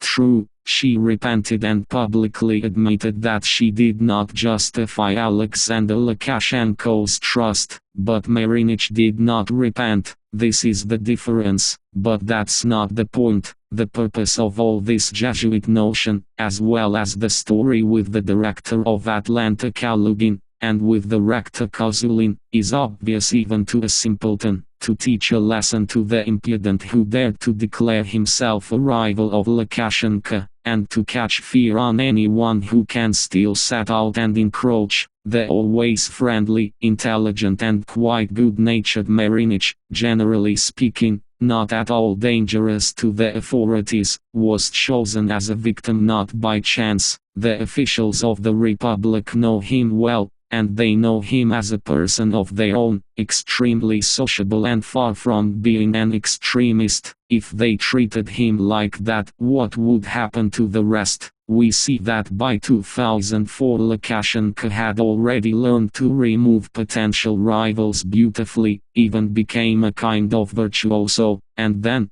before his second election, he was just starting, and his subordinates acted extremely clumsily in relation to all potential and more or less significant competitors, constantly, as they say, getting into trouble. In the future, Gennady Karpenko could become such a competitor. Happening, coincidence, or the former vice speaker of the Supreme Council of the 13th Convocation was announced by the United Civil Party, of which he was a member of the leadership, as a candidate for national leaders. Tall, strong Karpenko, popular among the creative intelligentsia, had a good track record. He was the director of the plant, a corresponding member of the Academy of Sciences. Yes, perhaps he did not have enough will, there was no political excitement, but Karpenko had the patience to wait in the wings and not make a false start. While waiting, he calmly made contact with the authorities, demonstrating his compliancy. His plan was that Lukashenko would sooner or later go to the polls anyway, and then he, Karpenko, would have every chance of becoming the main opposition candidate. That is why Karpenko took the idea of virtual elections as a blow to his own plans. He not only voted at the session of the Supreme Council against holding them, but also actively urged his colleagues to abandon this idea. According to Oleg Bogutsky, Karpenko was categorically against it, because the return of Goncha actually put an end to his ambitions to become the leader of the opposition. Of course, next to the young, assertive, possessing colossal energy, able to attract people to him, Goncha Karpenko lost, and he couldn't understand it. But besides Goncha, Chich and Pozniak announced themselves as applicants for the presidential mandate. Karpenko felt that his inner circle, who saw in him a real contender for power, suddenly left him and went over to Chich. Then he tried to play his own game, and even met with one of the people closest to Lukashenko, Vice Speaker of the House of Representatives Vladimir Konoplev. The content of the conversation was not announced publicly, but a leak was organized to the press. Karpenko allegedly promised not to participate in Goncha's adventure, and in return asked to be given the opportunity to take part in the real 2001 elections. This was the fatal mistake of Gennady Karpenko. Talking about real elections means showing the existence of real ambitions and reminding Lukashenko that there is another rival who intends to take revenge for the failure in the 1994 elections. As we remember, even then Lukashenko highly appreciated the potential of this competitor, and Karpenko had already begun to collect information that could be useful to him in the elections, for which he visited Tamara Vinnikova, who was released from prison and was under house arrest. Immediately after that, journalist Lyudmila Belkovskaya asked for a meeting with Karpenko. They met in a cafe, talked peacefully. Karpenko went out for a short while, and when he returned, he suddenly became ill. The interlocutor thought that after a glass of champagne, hypertension jumped up. He was brought home and from there to the hospital. Doctors diagnosed a stroke. At autopsy, a huge hematoma was found, as if the hemorrhage was caused by a heavy blow to the head. In any case, Karpenko's relatives and his widow later claimed so. There was a rumor that Karpenko had been killed. The reasons were simple. He was a real candidate. He was preparing for the elections. On the eve of his death he talked about something with Vinnikova, who immediately mysteriously disappeared. Vinnikova disappeared on the day of the funeral of Gennady Karpenko, where she was going to go after receiving permission, which she told me on the phone. She even asked me to buy her a morning bouquet of flowers. Why did rumors about Alexander Lukashenko's involvement in the death of Karpenko and the possible death of Vinnikova spread so easily in society? First of all, it is his own fault, constantly demonstrating that he would do anything to protect his own power. Lukashenko gave reason to interpret this very "to do anything" too broadly. The brutal arrests of officials with undoubted merits before the state gave reason to assume that he would not stop even before the physical elimination of his rival. In addition, both the death of Karpenko and the disappearance of Vinnikova happened somehow too timely, just when a real competitor came into contact with a real and very dangerous source of information. Following the laws of a political thriller, it was necessary to eliminate both. and both disappeared.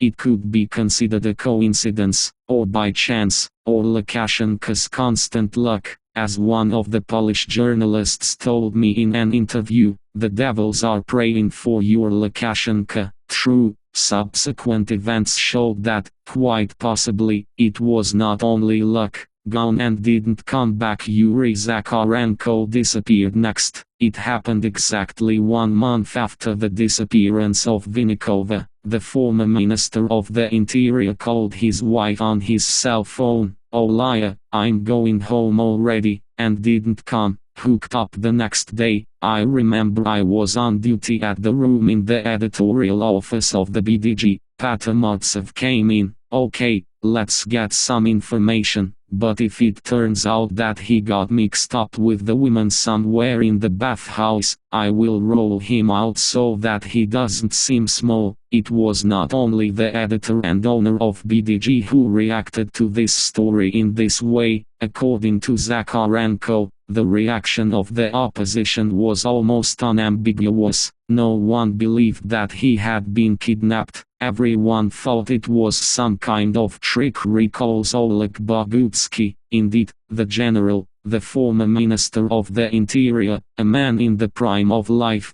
and suddenly disappeared. At first, many could not understand what kind of danger Yuri Nikolaevich represented for the authorities or for anyone else. Of course, he had a formidable appearance, his mustache, and the general's uniform looked spectacular when he walked ahead of the column of demonstrators, but the demonstrations no longer frightened anyone. Everything changed when Zakharenko began to act. He announced the creation of the Union of Officers. Zakharenko himself spoke of this press in the following way: "The initiative received a good response in all power structures. This idea is correct, and we will definitely form the union within the framework of existing legislation. I am convinced that the ruling elite has lost its power structures, and its countermeasures are like agony." As soon as I went to the head of the investigative committee, Smolentsov,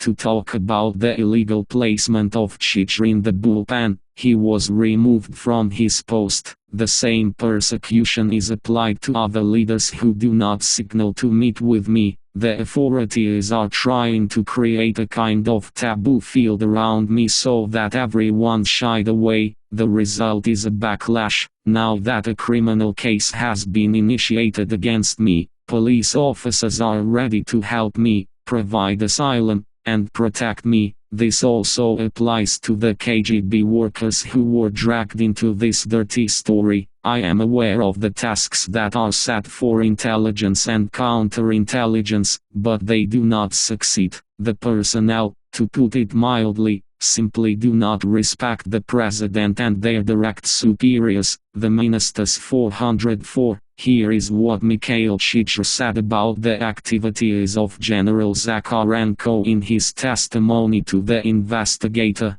"Being at the campaign headquarters, I saw that Zakharenko was actively working. People who wanted to join the Union of Officers constantly came to him, brought applications. There were a lot of people who wanted to join the Union, both among active officers and among retired officers. When the Union was created, this would be a real force opposing the power structures." At what stage was the creation of the Union of Officers at the time of my arrest? I can't say for sure, because I didn't delve into it. 405. It was already serious. General Zakharenko turned into the banner of an alternative organization of reserve officers, such a union of people with a military rank, accustomed to difficulties and able to follow orders. The authorities could not help but fear. The army during this period had every reason to be dissatisfied with its commander-in-chief. Much less attention was paid to it than to those structures of the Ministry of Internal Affairs and the KGB, which are focused on suppressing the internal rather than external enemy. Yuri Zakharenko was young enough and outwardly charming, so that those who wish, in the end, couldn't wind him to the level of some kind of alternative, and what the generals achieve in politics, Lukashenko saw on the example of the Russian Alexander Lapid. Independent newspapermen undertook their own investigation into the disappearance of Zakharenko. Journalist Anna Sous, who discovered the witness to the abduction, wrote, from the words of Z, a witness to the abduction, AF, I know that at that moment in time, when it was already getting dark, she heard a loud male cry help. She went to the window and looked out. The window overlooked the footpath. She saw 3 men pushing a man into a car. The car was 2108 or was 21 of dark color. She didn't see the number. She was surprised that the car was on the footpath. She saw how the man was put into the car, after which the 3 men fled in different directions. After that, the car quickly left 406. The only version that the journalists unconditionally accepted was the version of the kidnapping of the general, and the kidnapping for the purpose of destruction, committed precisely in the interests of the authorities. Then the authorities began to spread rumors that the general had been seen in one of the neighboring countries, that he was alive and well, that the family knew where he was, but from the behavior of Zakharenko's wife, Olga Borisovna, the journalists understood that she did not know anything. It is difficult to imitate a state of confusion bordering on insanity, and no one confirmed the rumors that Yuri Zakharenko was seen alive and well, although representatives of law enforcement and investigative agencies spoke about this during official press conferences. Is it all a coincidence, or was Lukashenko lucky again? Again the devils begged for him to eliminate his potential rival. Why lie? But the fact that the disappearances of Vinnikova and Zakharenko coincided with the virtual elections organized by Viktor Goncha can hardly be an accident. Goncha really stirred up the opposition and seriously worried the authorities. The elections of 1999 were not just the most massive opposition action, it was perhaps the only round of psychological warfare that the authorities lost. Everyone, even Lukashenko himself, saw that his power would not last forever. This is the first time the president has been in such a situation. Whatever you do is bad. It would seem that let the opposition play its virtual elections. To start putting pressure on it means to recognize it as some kind of force. Ignore their own officials will take it as a sign of weakness. Here Lukashenko speaks in the State Duma of Russia, when they tried to organize elections, and out of 11 million, as many as 15,000 went to these elections, but it was announced, 4 million, while 407 at the same time. He blatantly lies. Of course, not 4 million people took part in the action of virtual elections, as optimists from the opposition hastened to inform the public, but not 15,000. Let's resort to elementary arithmetic. About 7,000 precinct and territorial commissions were created. Each of them included at least 5 people, already 35,000. About 5,000 activists worked in the initiative groups of Zenon Pozniak and Mikhail Chihr. Let's add to this 100,000 signatures of voters each, the minimum that both groups collected, although they announced much more. According to conservative estimates, about 1 million people took part in the vote. In total, at least 10% of the total population of the country is recruited, about 14% of voters, and this despite the fact that people had to choose from 2 candidates, when one, Chihr, is in prison, and the second, Pozniak, is in exile. Goncha announced the results of the elections. According to him, Pozniak was in the lead, although the elections did not take place, but the goal was achieved. Society was stirred up. The geography of influence of democratic forces expanded significantly, and Viktor Goncha really became the leader of the opposition. Here is what Belorusskaya Gazeta wrote in September 2000 in an editorial on this subject. Everyone, including Lukashenko, paradoxically, worked for Guncha last year's political season. Someone directly carried out his tactical assignments, someone indirectly played along with him, and some, seeking to counteract, only increased its informational value in the domestic political market. Guncha had full-fledged resources, including intellectual ones. It had channels of access to the middle and higher nomenclature. He owned kilograms of compromising evidence on top officials from Lukashenko's inner circle, lots of benefits for one person. The only thing that Guncha did not fully understand was Lukashenko's thirst for power. In addition,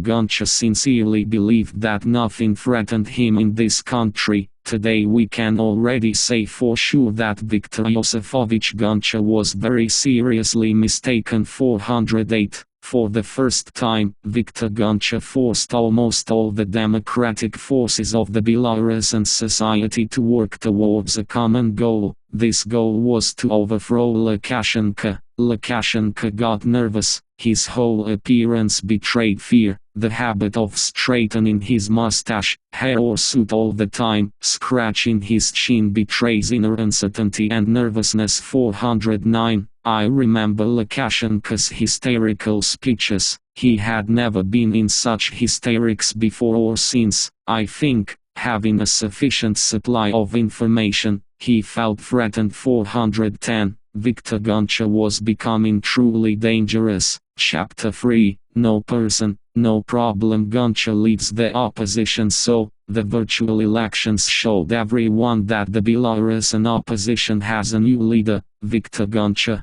Besides him, no one had such willpower and such an indestructible desire to overthrow Lukashenko. No one else had the intellect to meticulously, step by step, come up with new intrigues against a person who only yesterday seemed to be in complete control of the situation, and suddenly it turned out, far from complete. It should be recalled that by this time the opposition had a strong ally, the OSS Advisory and Monitoring Group, headed by Ambassador Hans-Georg Wick. The OSS urged the Belarusian authorities to fulfill their obligations, and above all, to start a dialogue with the opposition. Alexander Lukashenko was constantly reminded that Belarus is a member of the OSS and is obliged to fulfill its obligations, in particular, with regard to the observance of human rights. Such a demand was put forward in its resolution by the OSS Istanbul Summit. The Belarusian situation was reflected there in a separate paragraph, which, among other things, ordered the Belarusian authorities to enter into a dialogue with civil society, that is, with the opposition. But who is the opposition? In 1999, the opposition, political parties and the remnants of the Supreme Council of the 13th Convocation, the legitimacy of which is recognized by the OSS. Valentina Sviatskaya says, the opposition in full force was the delegation of the Supreme Council in the Parliamentary Assembly of the OSS, including those deputies who had the status of officially invited to the Parliamentary Assembly of the Council of Europe. All of them were duly elected, everything was legitimate and lawful, and they continued to act. Our delegations went to meetings of the Parliamentary Assembly.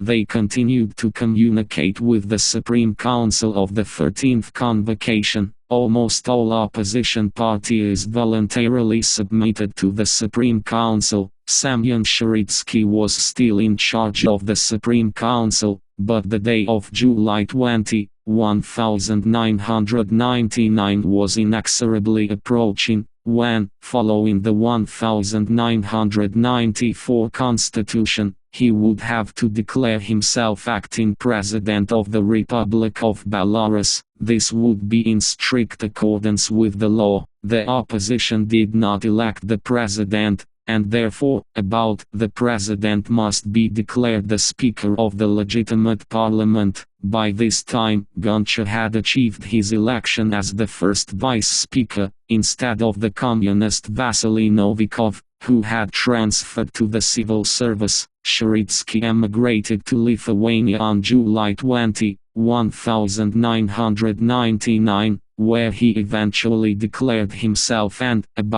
president, and Viktor Goncha ruled the entire opposition camp, by forcing the authorities to sit down at the negotiating table with the opposition. Vik was actually trying to force Lukashenko to sit down at the negotiating table with Viktor Goncha, but Lukashenko had his own ideas about what the opposition is. Lukashenko voted for the US resolution at the Istanbul summit, pretending to be a simpleton. He pretended not to understand what exactly was meant. His ideas about civil society are well known. In strict accordance with them, the order was given to imitate communication between the authorities and the maximum possible number of participants. Some kind of flirting with society began, called public dialogue, recalls Gennady Grushvoy. The format of the dialogue was not agreed in advance, and representatives of not only political parties, but also representatives of creative unions, charitable foundations, women's and youth organizations, trade unions and other public associations of interest were seated at the negotiating table. It is clear that in such a company it is impossible to agree. Everyone trumpeted about his own, sore points. Naturally, Goncha simply refused to communicate with the authorities in such a strange format. This caused dissatisfaction not only in the opposition, but also in the US office, which at any cost had to achieve at least the start of the negotiation process. Writer Yevgeny Budinas testifies, the Potter, being a man of bold, expressive decisions, managed to quarrel with Vik. I remember when Vik, gathering the opposition for a diplomatic dinner, invited Huncha. Viktor, with his characteristic maximalism, asked why he was inviting him, and not Lukashenko. Where is the sequence? After all, he, Goncha, represents the legitimate power in Belarus, acts as chairman of the Supreme Council, and the opposition is just Lukashenko. The president, so to speak, is illegal, so invite those who are in opposition to us, that is, to the authorities that you consider legitimate. In addition, Goncha categorically did not want to participate in imitation of negotiations with the authorities. It is not difficult to imagine what kind of reaction this position evoked from Mr. Wick, who is not at all used to playing by such rules. But all this gave Lukashenko even less pleasure. The Potter not only encroached on his power, he consistently demonstrated that he is the real power. He was not engaged in business. Economic crimes cannot be shown to him. It is also impossible to intimidate him even with a prison. The dry hunger strike demonstrated this with all evidence. Oleg Bogutsky recalls, people who personally knew Lukashenko were convinced that he was incapable of committing murder, and Goncha did not believe that something could happen to him. I raised this topic with him a couple of times, saying that, here, Viktor Yosefovich, you understand what kind of problem you are creating for Lukashenko with your whole existence, and ride alone in the car, forgetting the well-known principle, if there is no person, there will be no problem. That is, of course, there will be some talk, there will be formal protests, then time will pass, and the problem will be resolved. But the Potter only waved him off, despite the fact that once his car was already fired upon, injuring an assistant sitting next to him. Bad predictions tend to come true. This one came true too. The Potter has disappeared. This happened on September 16, 1999, together with their friend, businessman Anatoly Krasovsky. They went to the bathhouse, and no one else saw them. after the disappearance of Vinnikova and Zakharenko, the prospect of applying a similar measure to other prominent opposition figures was constantly exaggerated, but it was the Potter who seemed invulnerable and eternal. His irony, intellect, self-confidence, contempt for danger seemed to be sufficient protection against an evil fate, and his disappearance was seen by many as a political stunt. I must confess this too: if I had doubts about Zakharenko's ability to tricks, then I always imagined Goncha as a cunning Odysseus, capable of any spectacular move, and his adventure with virtual elections only confirmed me in this view. So this is what I wrote right after he disappeared. Strange as it may seem, I am ready to believe Mr.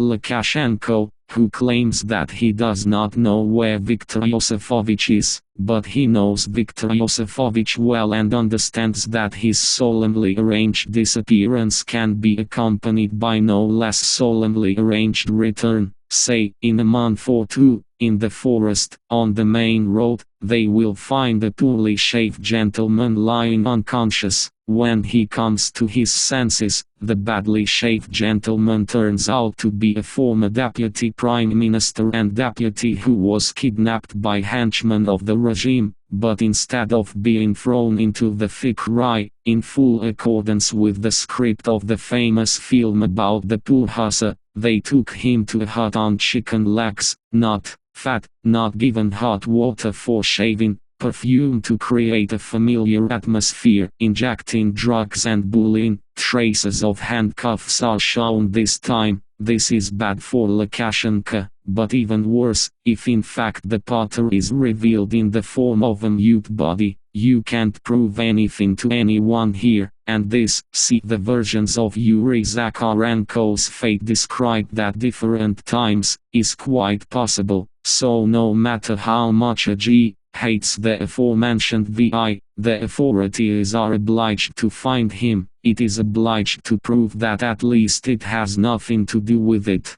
The guarantor of the country's security is obliged to guarantee the security of all citizens, regardless of whether he likes their position or not. Otherwise, citizens have a legitimate moral right to call such power obscene, and some of its bearers, rabble. Therefore, I sincerely wish our search engines to still find Viktor Yosefovich, better alive and faster. 411. A few months later, it became clear that Goncha had disappeared forever. I understand that this is a cruel word, but I have no other version, except that he was really eliminated as the only person who then committed decisive actions, and the facts known today confirm this version. Strange stakeholder reaction. How did the opposition react to Goncha's disappearance? Despite some popularity and prospects of Viktor Yosefovich both among the non-Belarusian political elite and within the country, his disappearance for some time calmed the political market of the republic and allowed the groups to gather their thoughts.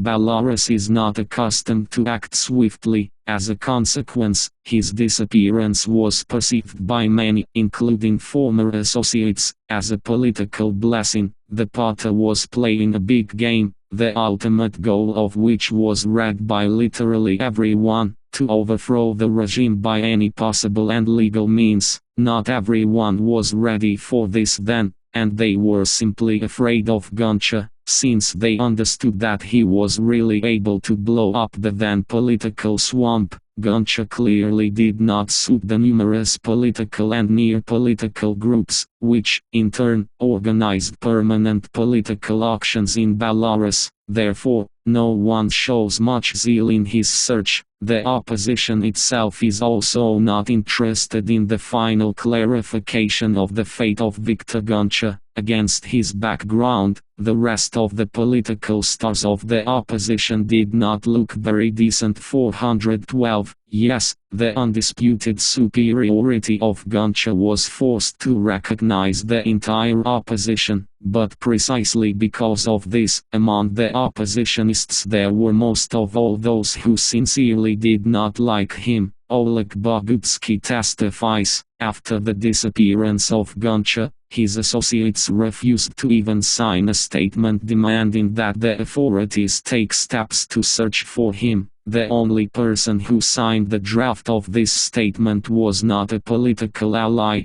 but rather a political opponent, Yuri Balanki. 413. He is the only one who acted courageously and honestly. By the way, Stanislav Shushkevich, who was considered the closest ally, refused to sign the statement first, saying that he would sign it second, but after Balanki signed, he still refused to sign. Gaidukevich, the leader of the LDPB, agreed in principle to sign, but then said, "You understand that my signature does not solve anything for you." Everyone else refused to sign categorically, and as a result, a very soft text was prepared, absolutely formal, but even not everyone signed it. It was mean and stupid. Even the elementary instinct of self-preservation did not work for these people. But how did the authorities behave? It was announced that an investigation into the disappearance of Goncha was being launched, but at the same time, rumors were provoked that Goncha was still alive and was outside Belarus. The path of sensation was very thorny.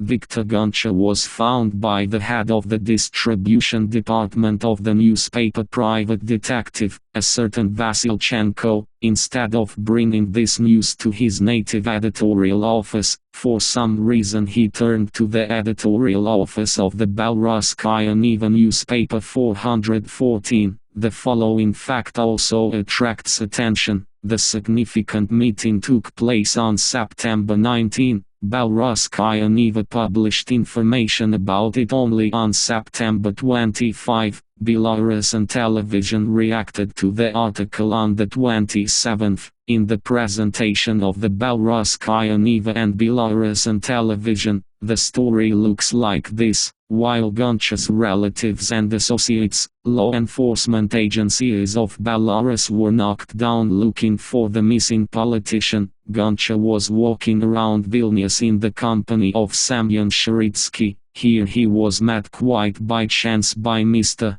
Vasilchenko. There can be no mistake. Vasilchenko, extremely surprised, rushed to Goncha with the question of how he got here. If they are looking for him everywhere, the Potter answered this, it's just that he arrived on a diesel engine. The author of the publication claims that he has dictaphone records of witnesses who saw Goncha after September 16. 2 days later, the sensation was picked up by Belarusian television. It already reported the fact of the discovery of Goncha as something that had taken place and even almost well known. 415. Vasilchenko's information was replicated by the Belarusian state media as much as their lack of conscience allowed them. I say this with confidence, because it was refuted by the data of the Lithuanian Border Agency, not confirmed by the data of the Belarusian Border and Customs Agencies,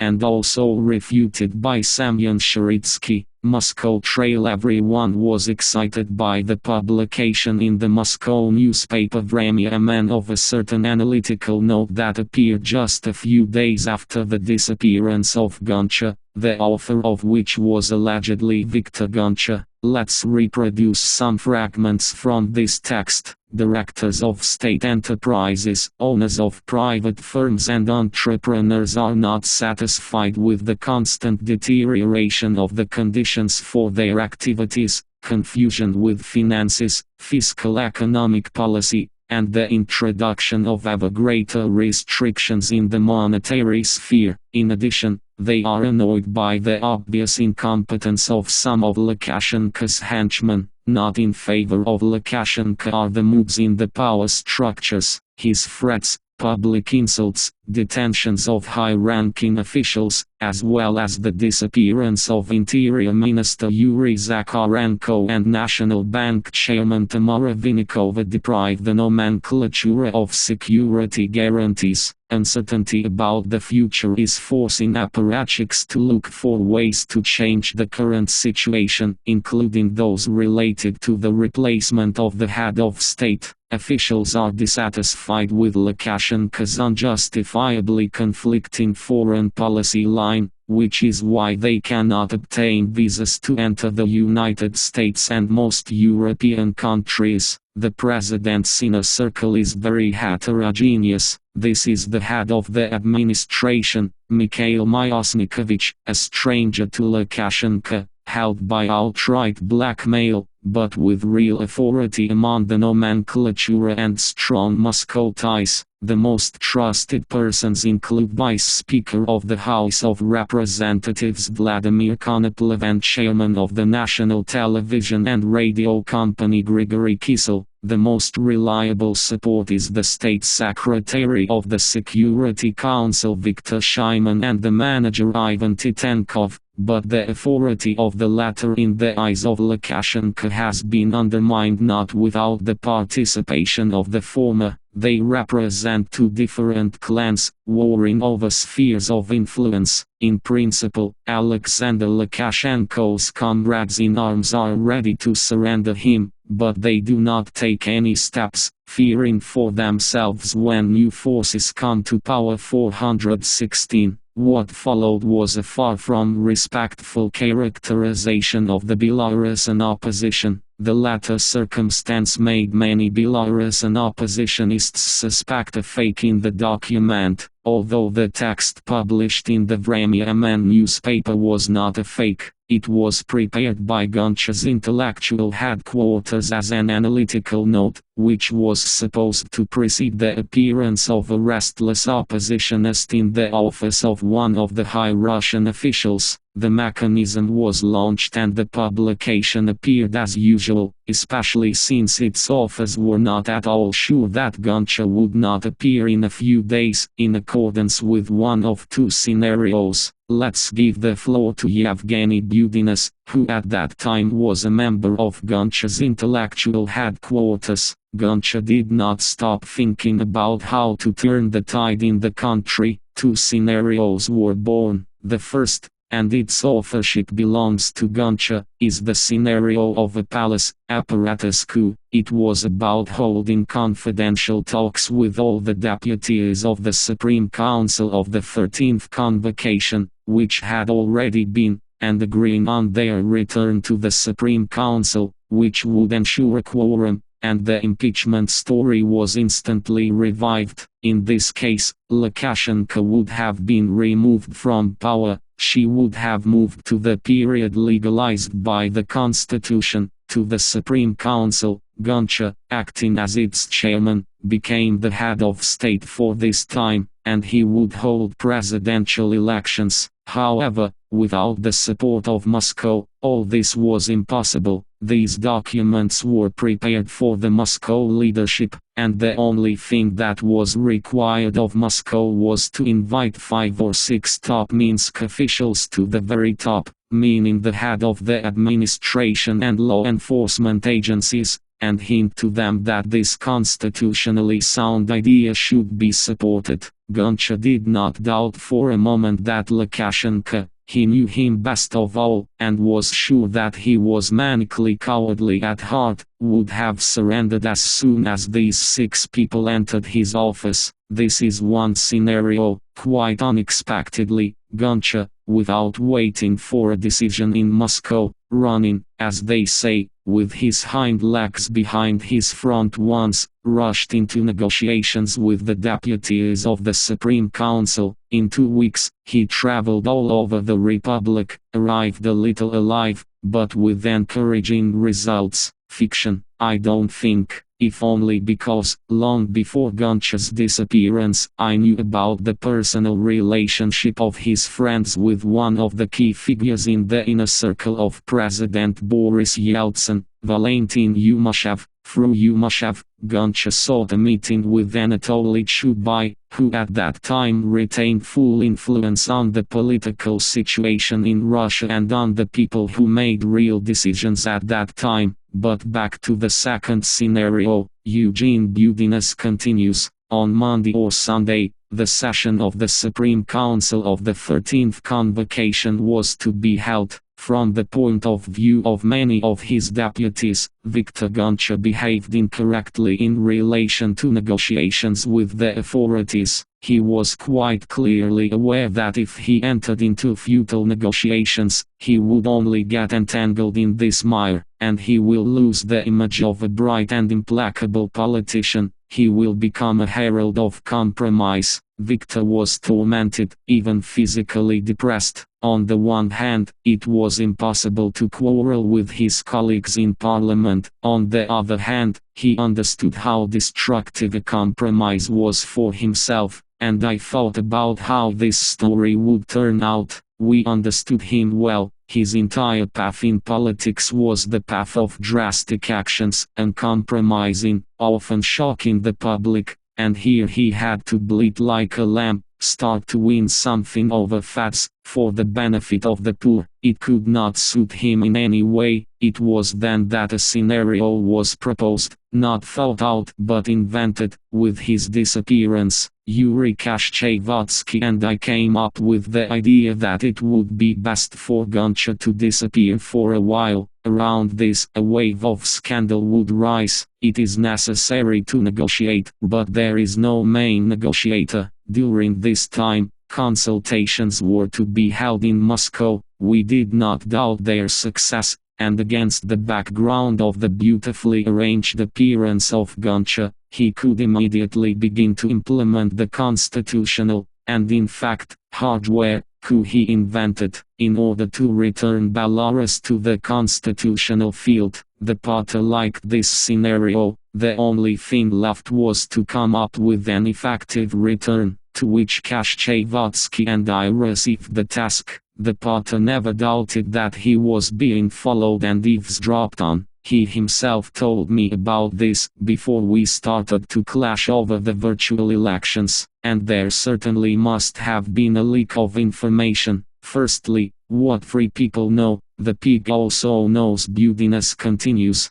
The party, contrary to all our plans, hastened to negotiate with the former deputies. He met with more than a dozen people, including those who once betrayed him and the idea of democracy. It would be naive to assume that at least 1 in 10 of these people did not pass it. Naturally, he gave up, and not every 10th. Secondly, he had a rather careless environment. Just at the last meeting, we very sharply raised the question of organizing protection for him. Viktor said that security would be in 2 days, but 2 days later he disappeared. Kashchevatsky and I were sure that he was just in a hurry again and proceeded to implement our scenario. They got angry out of nowhere, and for another 2 months they were thinking over the options for his return, hoping that he would show up any moment, even when there was nothing to hope for. The disappearance was preceded by a number of other oddities. It is known that Goncha intended to speak at a meeting of deputies of the Supreme Council of the 13th Convocation with his report.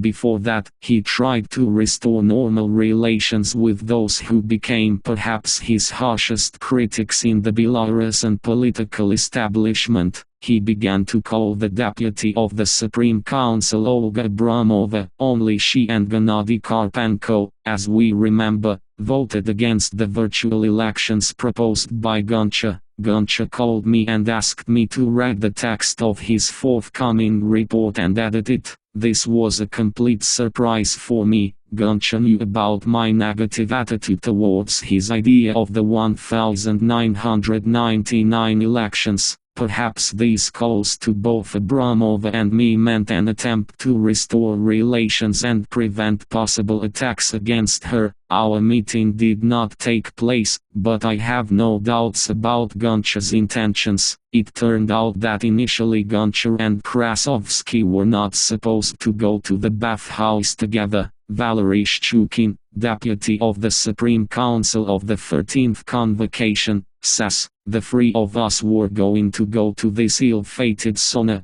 but suddenly, for some unknown reason, I forgot about it and remembered when it was already 10 minutes left. I still can't figure out how it happened. I remember that I need to pick up the phone, call Victor, and in 20 minutes I would have a car and I would be there. I didn't pick up the phone, I didn't call, I still can't explain to myself why. The well-known Belarusian political scientist Valery Karbolovich also told me that at that time he was invited to take a steam bath, but Goncha never called him back. It's like someone programmed both Shchukin and Goncha. All this meant only one thing: if Goncha intended to disappear, then not on that day. Finally, everyone who knew Goncha will confirm that despite his reputation as an adventurous politician, he never took steps that did not fit into a certain scenario framework. He preferred to think through everything to the end,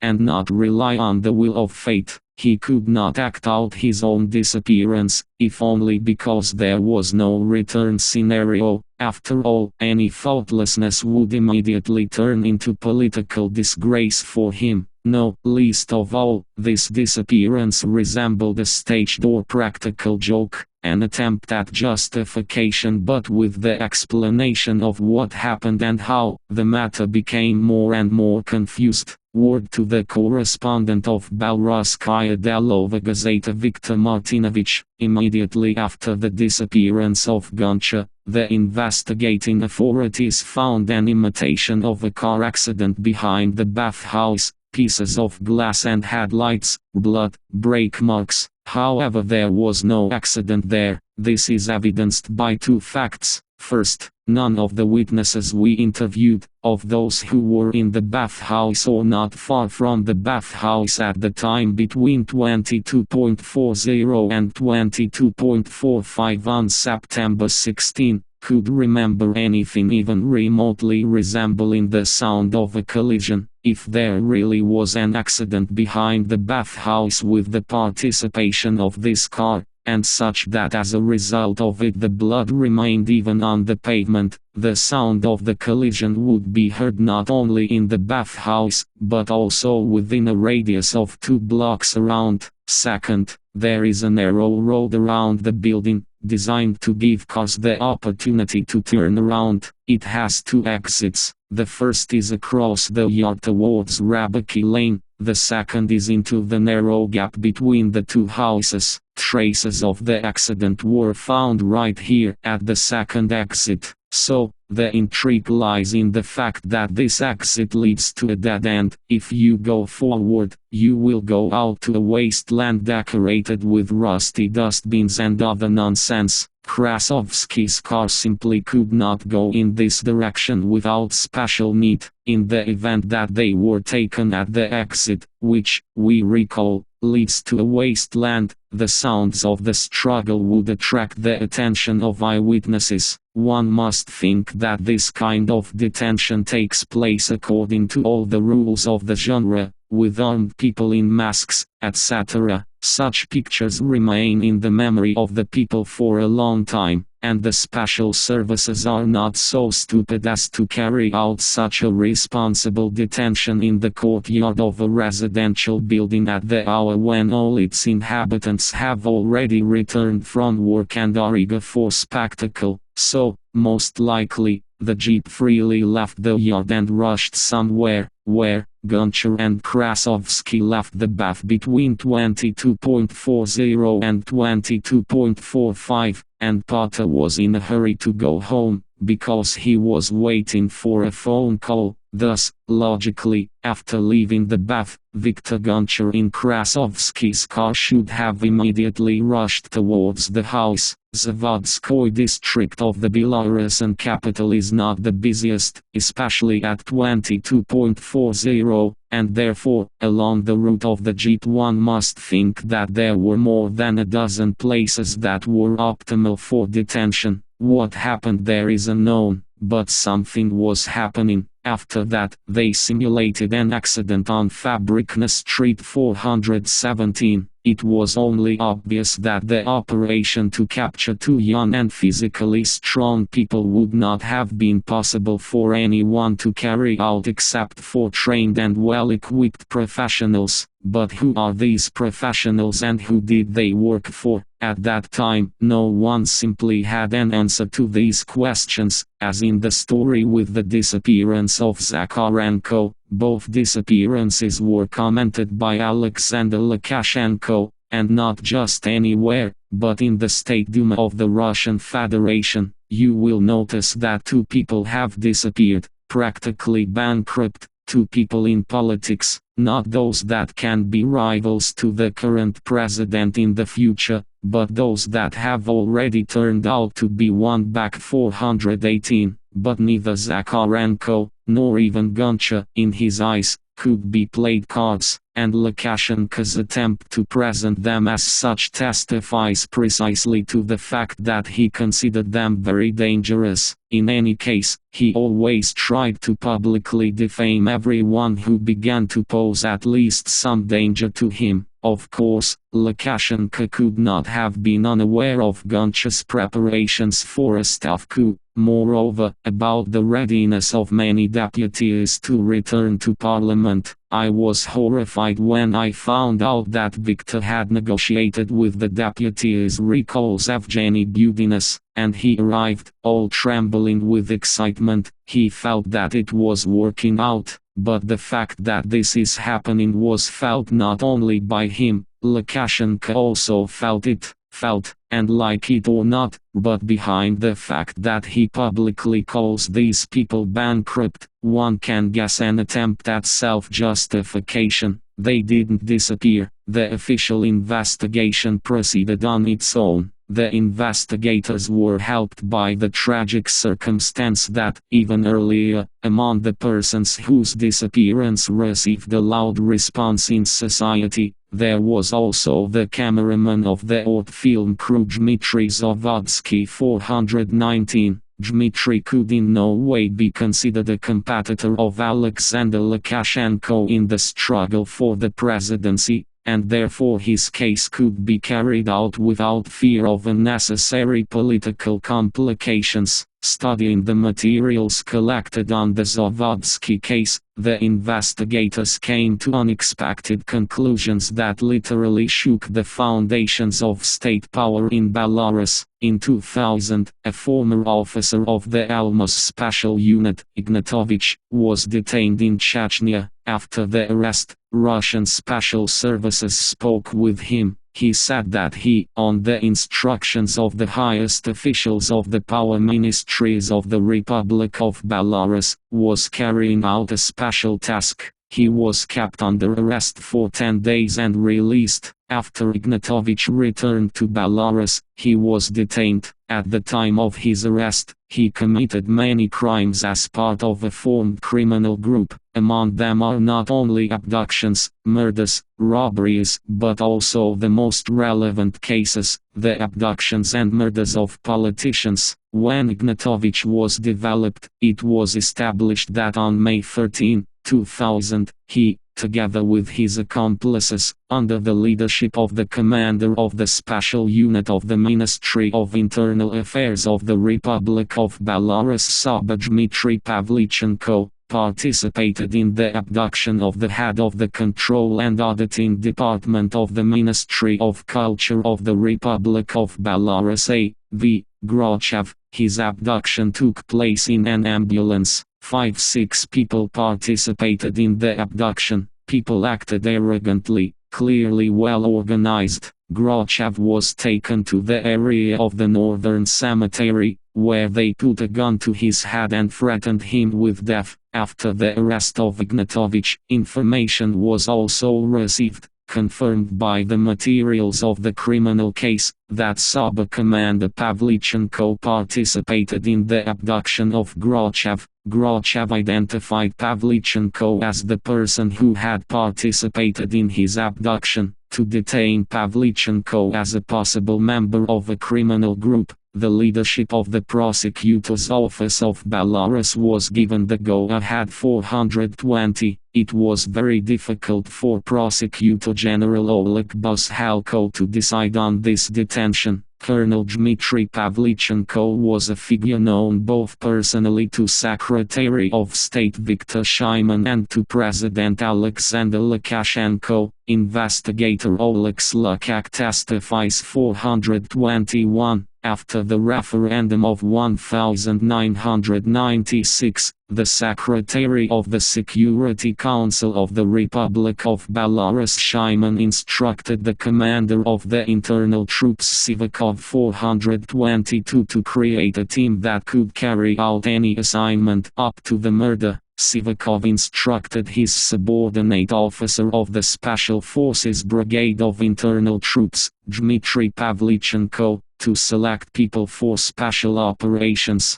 A group was created, which at various times included those now accused in a criminal case of kidnappings and murders of people, Ignatovich, Guz, Malik, Soshkin, as well as 5-6 more people not identified by the investigation. The group was headed by Pavlichenko. This group was ordered to work out a scheme for kidnapping, killing, and then burying corpses. The scheme was supposed to exclude the possibility of detecting corpses. In fact, it was a task to develop a perfect murder scheme, because if there is no corpse, then there is no crime. During the murders, in order to exclude identification in the event of the discovery of corpses, they decided to use a pistol that could not be identified later. This is a pistol with which death sentences are carried out in the Republic of Belarus. The chosen method of murder was to shoot him in the head. This pistol was given to Pavlichenko for 1 or 2 days,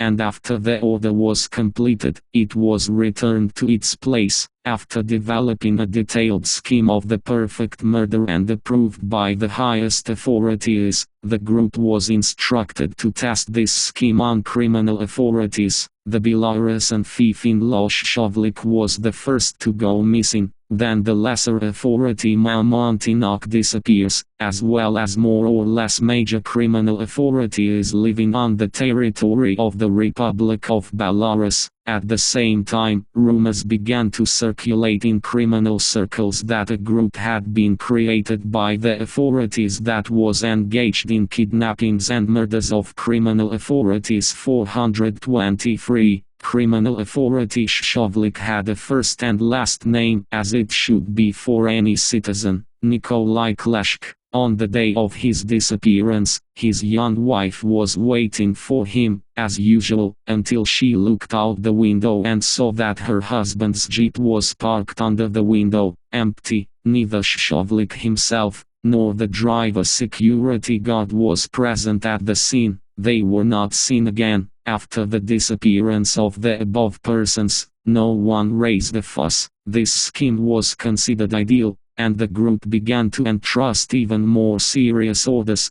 political ones. Zakharenko disappears, then Goncha with Krasovsky, and the last to disappear is the journalist Zavodsky. All instructions for conducting operations came to Pavlichenko directly from Sivakov. Sivakov received them from Shimon. After Sivakov's resignation, the group came under the full control of the new Interior Minister Nomov. 424. In total, the group committed more than 30 murders, and also robbery attacks and murders were committed for mercenary motives, for which at the present time they are being held criminally liable. The members of the group were sure of their impunity. 425. Everyone, retire. The head of the KGB, General Vladimir Motskovich, went personally to detain the commander of the Special Rapid Reaction Detachment, SABA, Colonel Dmitry Pavlichenko.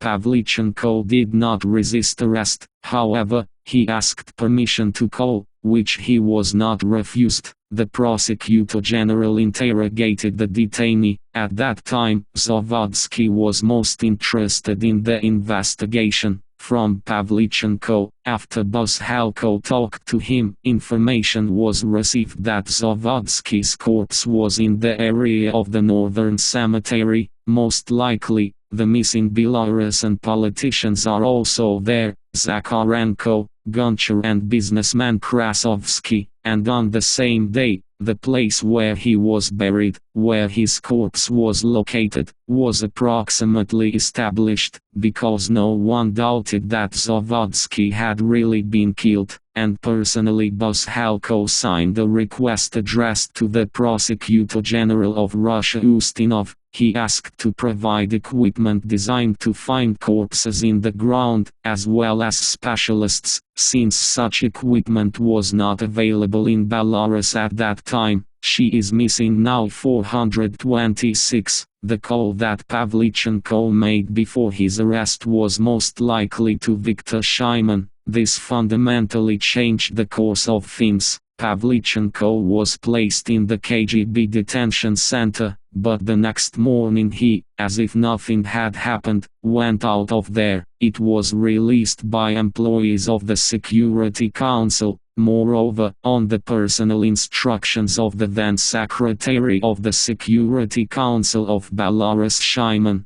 the next day, an inspection was carried out on the territory of military unit No. 3214, where Pavlichenko worked, and which was actually the base for this criminal group. On that day, employees of the Prosecutor's Office of the Republic of Belarus arrived there, accompanied by an officer of the Alpha Special Unit, this is a KGB special unit, and tried to conduct an inspection. But then Pavlichenko personally appeared, who at that moment was supposed to be in the pre-trial detention center, and the phone rang. The man on the other end of the line said that he was Shaiman and that they had 10 minutes to get out of the territory of the military unit. That is, Shaiman was afraid that some documents, some records or pictures would be found there. 427. What happened? What promptly changed the fate of the arrested Colonel Pavlichenko? Very little. State Secretary of the Security Council Shaiman reported to Alexander Lukashenko about the detention of Colonel Pavlichenko. He convened a meeting, which was attended by the chairman of the KGB, the Prosecutor General, the State Secretary of the Security Council and the Minister of Internal Affairs Vladimir Nomov,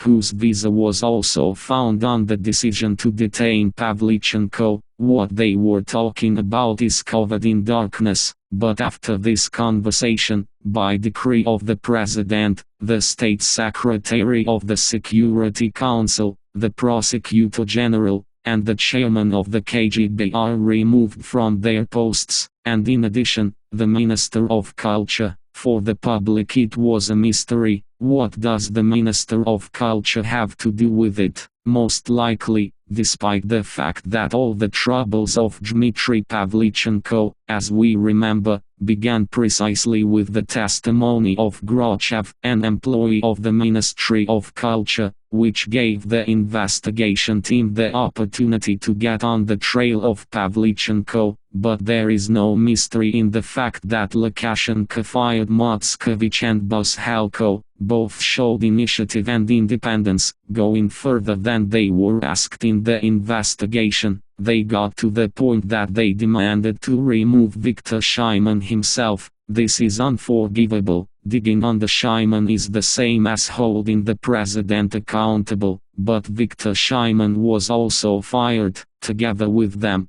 and probably, as many thought, in order to demonstrate the president's impartiality. Although, in one bundle we have repeatedly met with Viktor Shaiman on the pages of our story, He was a deputy of the Supreme Council of the 12th Convocation, where he worked as secretary of the Commission on National Security and Defense. Many remember him as a quiet, calm and laconic person. After Lukashenko was elected president, Colonel Viktor Shimon took the post of State Secretary of the Security Council, so the silent deputy became a silent figure of influence. His main quality was devotion. They say that once the president asked Shimon if he was really devoted to him. In response, Shimon took out a pistol and silently, as always, put it to his own temple, and in his eyes, Lukashenko realized that yes, this one would pull the trigger on his order. Initially, it was assumed that there would be at least 2 secretaries of state, the heads of the Security Council and the Presidential Council, which was supposed to work with civil society structures, but Shimon, with the support of Titenkov, after all, in one Mercedes near Liozno they were under fire, managed to convince Lukashenko that such a structure is not needed at all. In the very first days of the existence of the Security Council, Shimon tried to monopolize all the information going to the president, considering that the analysis of information is a matter of intelligence and counterintelligence. He recruited employees of the State Security Committee into his apparatus. Their task was to supply the Secretary of State with as many facts as possible about the intrigues of the opposition of all kinds. Having collected information, he went to the president's office, since he had such an opportunity. At first, every working day of the president began with the traditional report of Shimon. What can be reported in 30 minutes? What your subordinates wrote to you? What can the subordinates of the State Secretary of the Security Council write? What makes both Shimon and the department he heads necessary and indispensable in the eyes of the head of state?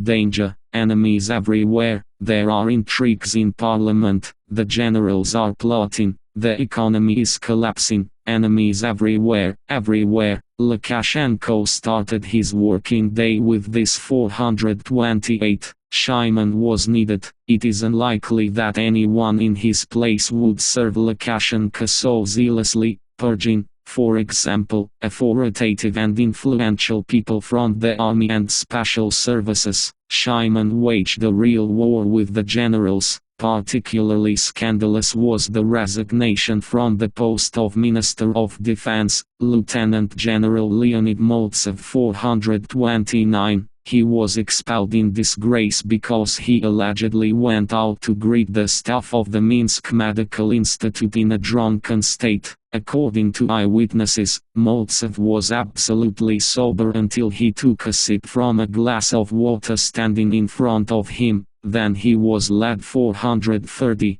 Gradually, many began to associate with the name of Shimon everything reactionary and dark that was happening in Belarus. But the worse Shimon's reputation got, the closer he got to Lukashenko, who, as we remember, always preferred to bet on people who were untethered, on those who had nowhere else to run. Shimon has nowhere to run already due to the established reputation, and suddenly this unexpected decree on resignation, which caused bewilderment and jubilation of the public, hand washes hand, but they did not rejoice for long. A day after the publication of the decree and removal from work, Viktor Shimon was appointed Prosecutor General of the Republic. This was officially announced during the KGB board, during which the presentation of the new chief of the office, Leonid Erin 431, Alexander Lukashenko arrived accompanied by a new prosecutor general and a Russian cameraman. Publicly, under the TV camera and the smile of Viktor Shimon,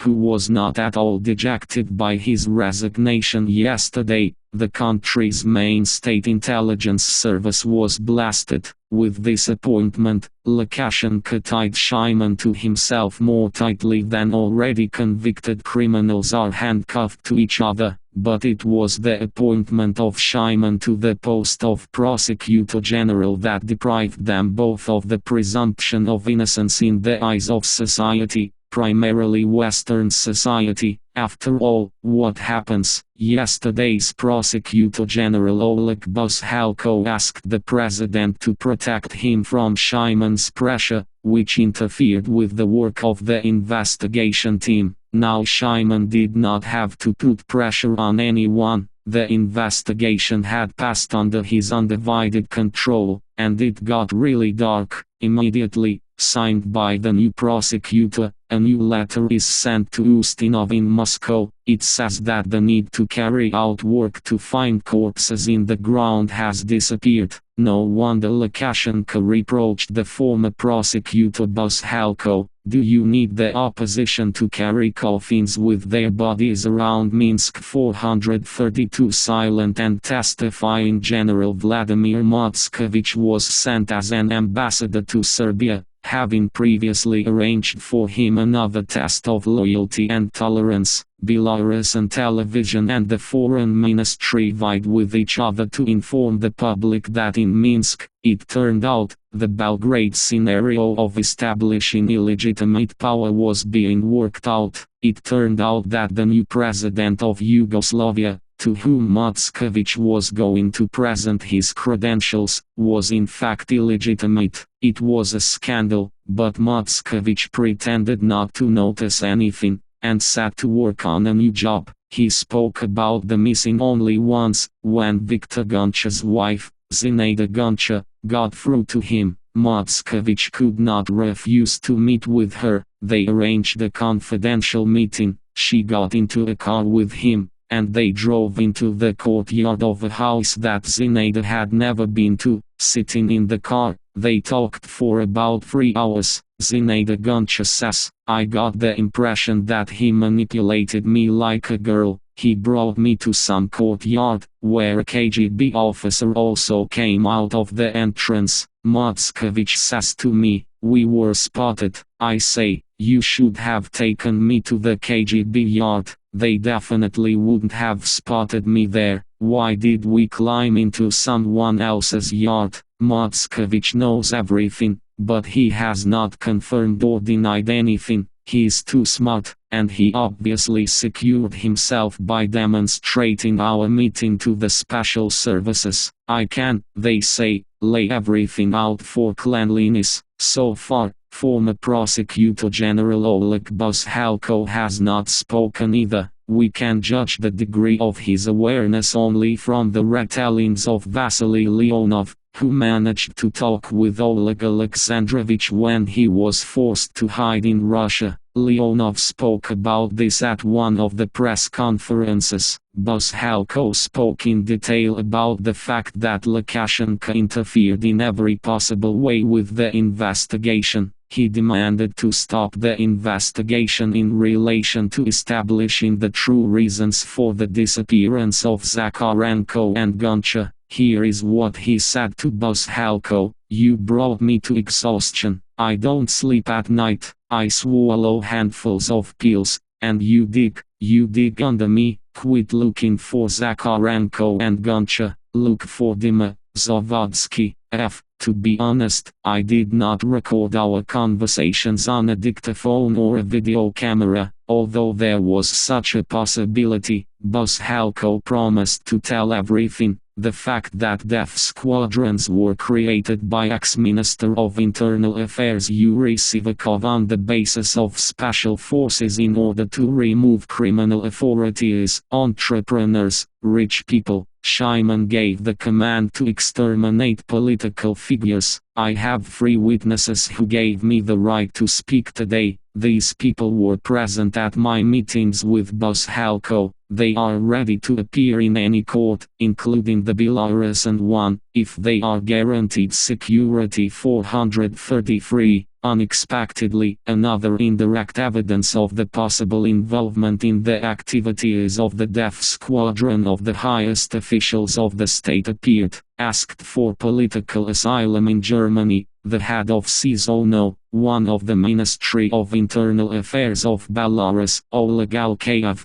whose official duties also included organizing the execution of death sentences. He made public his report addressed to the Minister of Internal Affairs Vladimir Nomov, which we quote in full. I report that, as the head of a special group for the execution of death sentences, I met the commander of the Saba Pavlichenko Dmitry under the following circumstances. At the end of October 1999, or rather, on 10/22/99, by order, oral, of the former Minister of the Ministry of Internal Affairs Mia Kodoshko S.A., I was allowed to be present at the execution of the sentence. Saba Commander Dmitry Pavlichenko, the purpose of his presence is incomprehensible and unknown to me. No one told me anything about it. On that day, 5 people were shot. Pavlichenko was present at the execution of each. At one point, he asked the performer why he was shooting to the head and not to the heart, stating that a shot to the heart was more humane and resulted in less blood. This made some impression on the performer, since only a person who in practice knows the nature of injuries in various areas of the body could say such words. At the end of the whole procedure, Pavlichenko left and was not present at the burial of the corpses. Again, already in December, Pavlichenko personally came and asked when the next execution of the sentence would be. I explained to him that he was not personally authorized to decide on his presence, and refused him this. We didn't meet with him again. In addition, I want to clarify that twice, by order of Minister U.L. Sivakov, a special pistol with a silencer was demanded from me for unknown purposes, with which sentences are carried out. First time 04/30/99 and returned 05/14/99. Second time 09/16/99 and returned 09/18/99. The first time, by written order of Deputy Minister Chvonkin A., the pistol was received by Police Colonel V.I. There is a note about the receipt of weapons by them in the logbook for the issuance of weapons. Head of the Pre-Trial Detention Center Colonel of the Internal Service O.L. Alkayev, November 23, 2000. Both times, the shooting pistol was required by the then head of the Ministry of Internal Affairs, Yuri Sivakov, just at the time when people were disappearing. First, end of April, first half of May 1999, Yuri Zakharenko, then, September 16-18, 1999, Viktor Gonchar and Anatoly Krasovsky. Of course, such a coincidence was perceived by many as far from accidental. The picture of what happened was supplemented by another published document. This is a report from Major General Nikolai Lopatik addressed to the Minister of Internal Affairs Vladimir Nomov. I report to you that I have received information of the following content. In April 1999, Shimon V.V. instructed the Minister of Internal Affairs Sivakov U.L. to allow the commander of Saba Pavlichenko to the pre-trial detention center No. 1 of the Central Internal Affairs Directorate of the Minsk City Executive Committee during the execution of the procedure for the execution of the sentence to this measure of punishment and subsequent actions for his burial. Sivakov U.L. gave this instruction to the head of the pre-trial detention center Alkayev O.L. Pavlichenko was admitted to the procedure. On May 6, 1999, Shimon B.V. instructed Sivakov U. Sivakov instructed Alkayev to hand over Pavlichenko's pistol, which he kept, which Alkayev did. At this time, Shimon V.V. instructed Pavlichenko to physically destroy the former Minister of Internal Affairs U.N. The action of capturing and subsequent destruction of Zakharenko was carried out by Pavlichenko, the commander of the Saba company. hereinafter illegible, the commander of the 1st Special Forces Company of the military unit and 4 of his fighters, on May 8, 1999, Pavlichenko surrendered the pistol to Alkayev, by inaudible, on September 16, 1999, Pavlichenko carried out an action to capture V.I. Gonchar and A.S. Krasovsky, the burial place of the corpses of Zakharenko U., head of the GUK Major General of Militia Shovel November 21, 2000. Both documents are dated November 2000, that is, they appeared on the eve of Pavlichenko's arrest, and, most likely, they served as the basis for his arrest. The authenticity of this report was repeatedly confirmed by Nikolai Lopatik himself and Minister Vladimir Nomov. Moreover, Lopatik had a conversation with Lukashenko, during which the general said, "Alexander Grigoryevich, you had no right to kill General Zakharenko 434, and Lukashenko could not find what to answer. The fear that is always with you. Could Lukashenko give the order to eliminate those whom he feared for some reason? He is only a man, so he is naturally afraid of death, just like the rest of us. The fear of death becomes unnatural when it suddenly turns out that it is associated with the loss of power, and Lukashenko just constantly confuses an attempt on his power with an attempt on his life. Today they throw a stone at people who are standing next to me, meaning that this stone will hit me. I understand this very well. Nobody needs Shimon, Pavlichenko, Sivakov, Myasnikovich,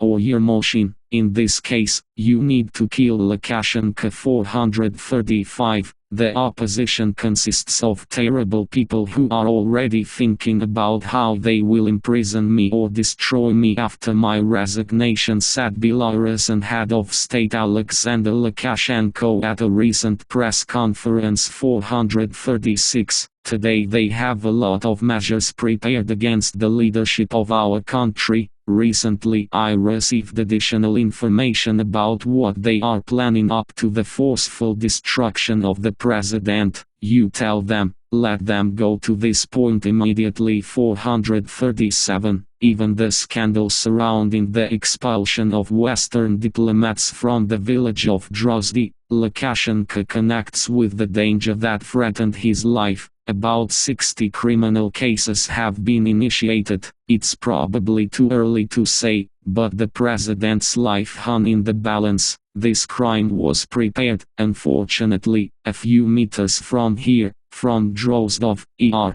so there is no need to unequivocally perceive everything that is happening around Drozdov. 438. Such statements can be cited ad infinitum. Again and again Lukashenko returns to this topic. Russian politicians, allegedly aware of the threat, agree with him. Only the deputy of the Russian State Duma, ex-prosecutor communist Viktor Ilyukin, 4 times publicly predicted assassination attempts on Lukashenko. 439. Omangoldit Yuliv and Gennady Seleznev spoke about the same at different times, but their statements have never been confirmed by the publication of any documents, just as, however, none of the 60 criminal cases related to the threat to the life of the president, which Lukashenko spoke about, reached the court. The apotheosis of the disclosure of conspiracies was the Vilnius epic. Alexander Lukashenko arrived in Vilnius to participate in a regional meeting of heads of state and said that an assassination attempt was being prepared on him. However,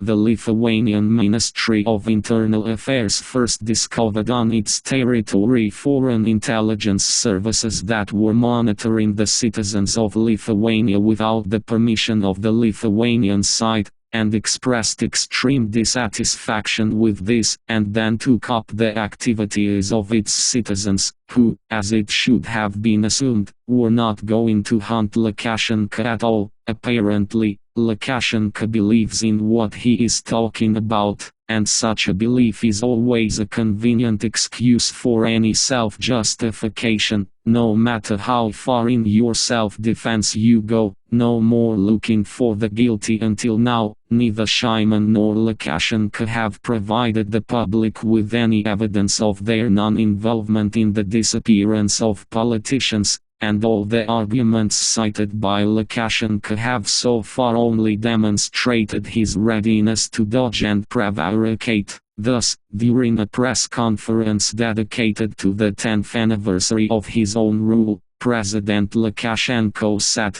"What is always surprising, well, if relatives are worried, well, you come to me. I came, I can't say who, one person, a woman, you understand why I can't give her last name. She came to me, I received her, asked about one person, again I don't name the name, this woman amazed me, well done, I talked to her for 3 hours, I showed her some documents, but if I publish them now, then the Zavodsky case will turn into an anti-case for you. By the way, this is my only pain, Dima Zavodsky. I would give a lot to find out about the fate of this guy 440, but all the relatives of the disappeared, Goncha, Zavodsky, Krasovsky, refuted the words of Alexander Lukashenko. None of them was ever allowed to see him, although they publicly asked for first-hand information, as they say, and relatives of Yuri Zakharenko have long been in Germany, where they received political asylum. It is hard to believe all the other assurances of Lukashenko that no one has ever interfered with the investigation into the cases of the disappeared.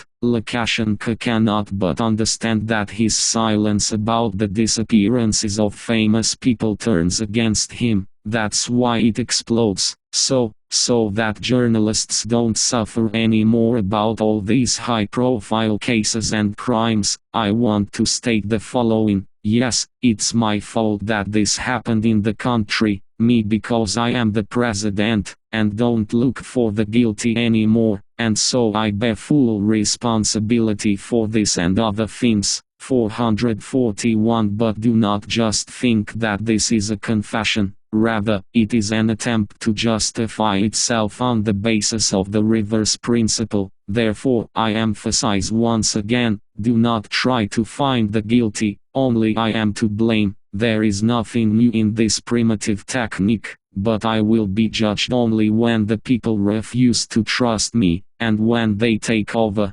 then all of them, without trial or investigation, and you know this very well, will put me on a stake under the approving cries of Western mentors of democracy. When it comes to execution, or, as in our case, about being put on a stake, the essence of the question of personal responsibility, the search for specific perpetrators is somehow imperceptibly forgotten, substituting for frank demagogy. Therefore, I emphasize once again, I am to blame, and I am responsible for everything that happens here in our state. This is how Lukashenko behaves not only in his own country. Every time a referendum or elections is ahead, he starts provoking another scandal, sometimes in advance, fanning the quarrel. Say, the West accuses me of everything: human rights violations, political assassinations, an alliance with Russia, arms trafficking, a little more, and they will accuse me of cannibalism. They say, the Westerners, Lukashenko is to blame for all mortal sins, although, in fact, we are talking about simply bringing the electoral code of Belarus to generally accepted norms. But this time it's not just a swore to avoid the issue of disappeared politicians. Let's listen again, and look no more for the guilty, and so I bear full responsibility for this and other things. Therefore, I emphasize once again, do not try to find the guilty. 442, like it or not, but the main thing here is not that he, as president, is indeed guilty of the disappearance of Gonchar and Zakharenko, but something else, and don't look for the guilty anymore,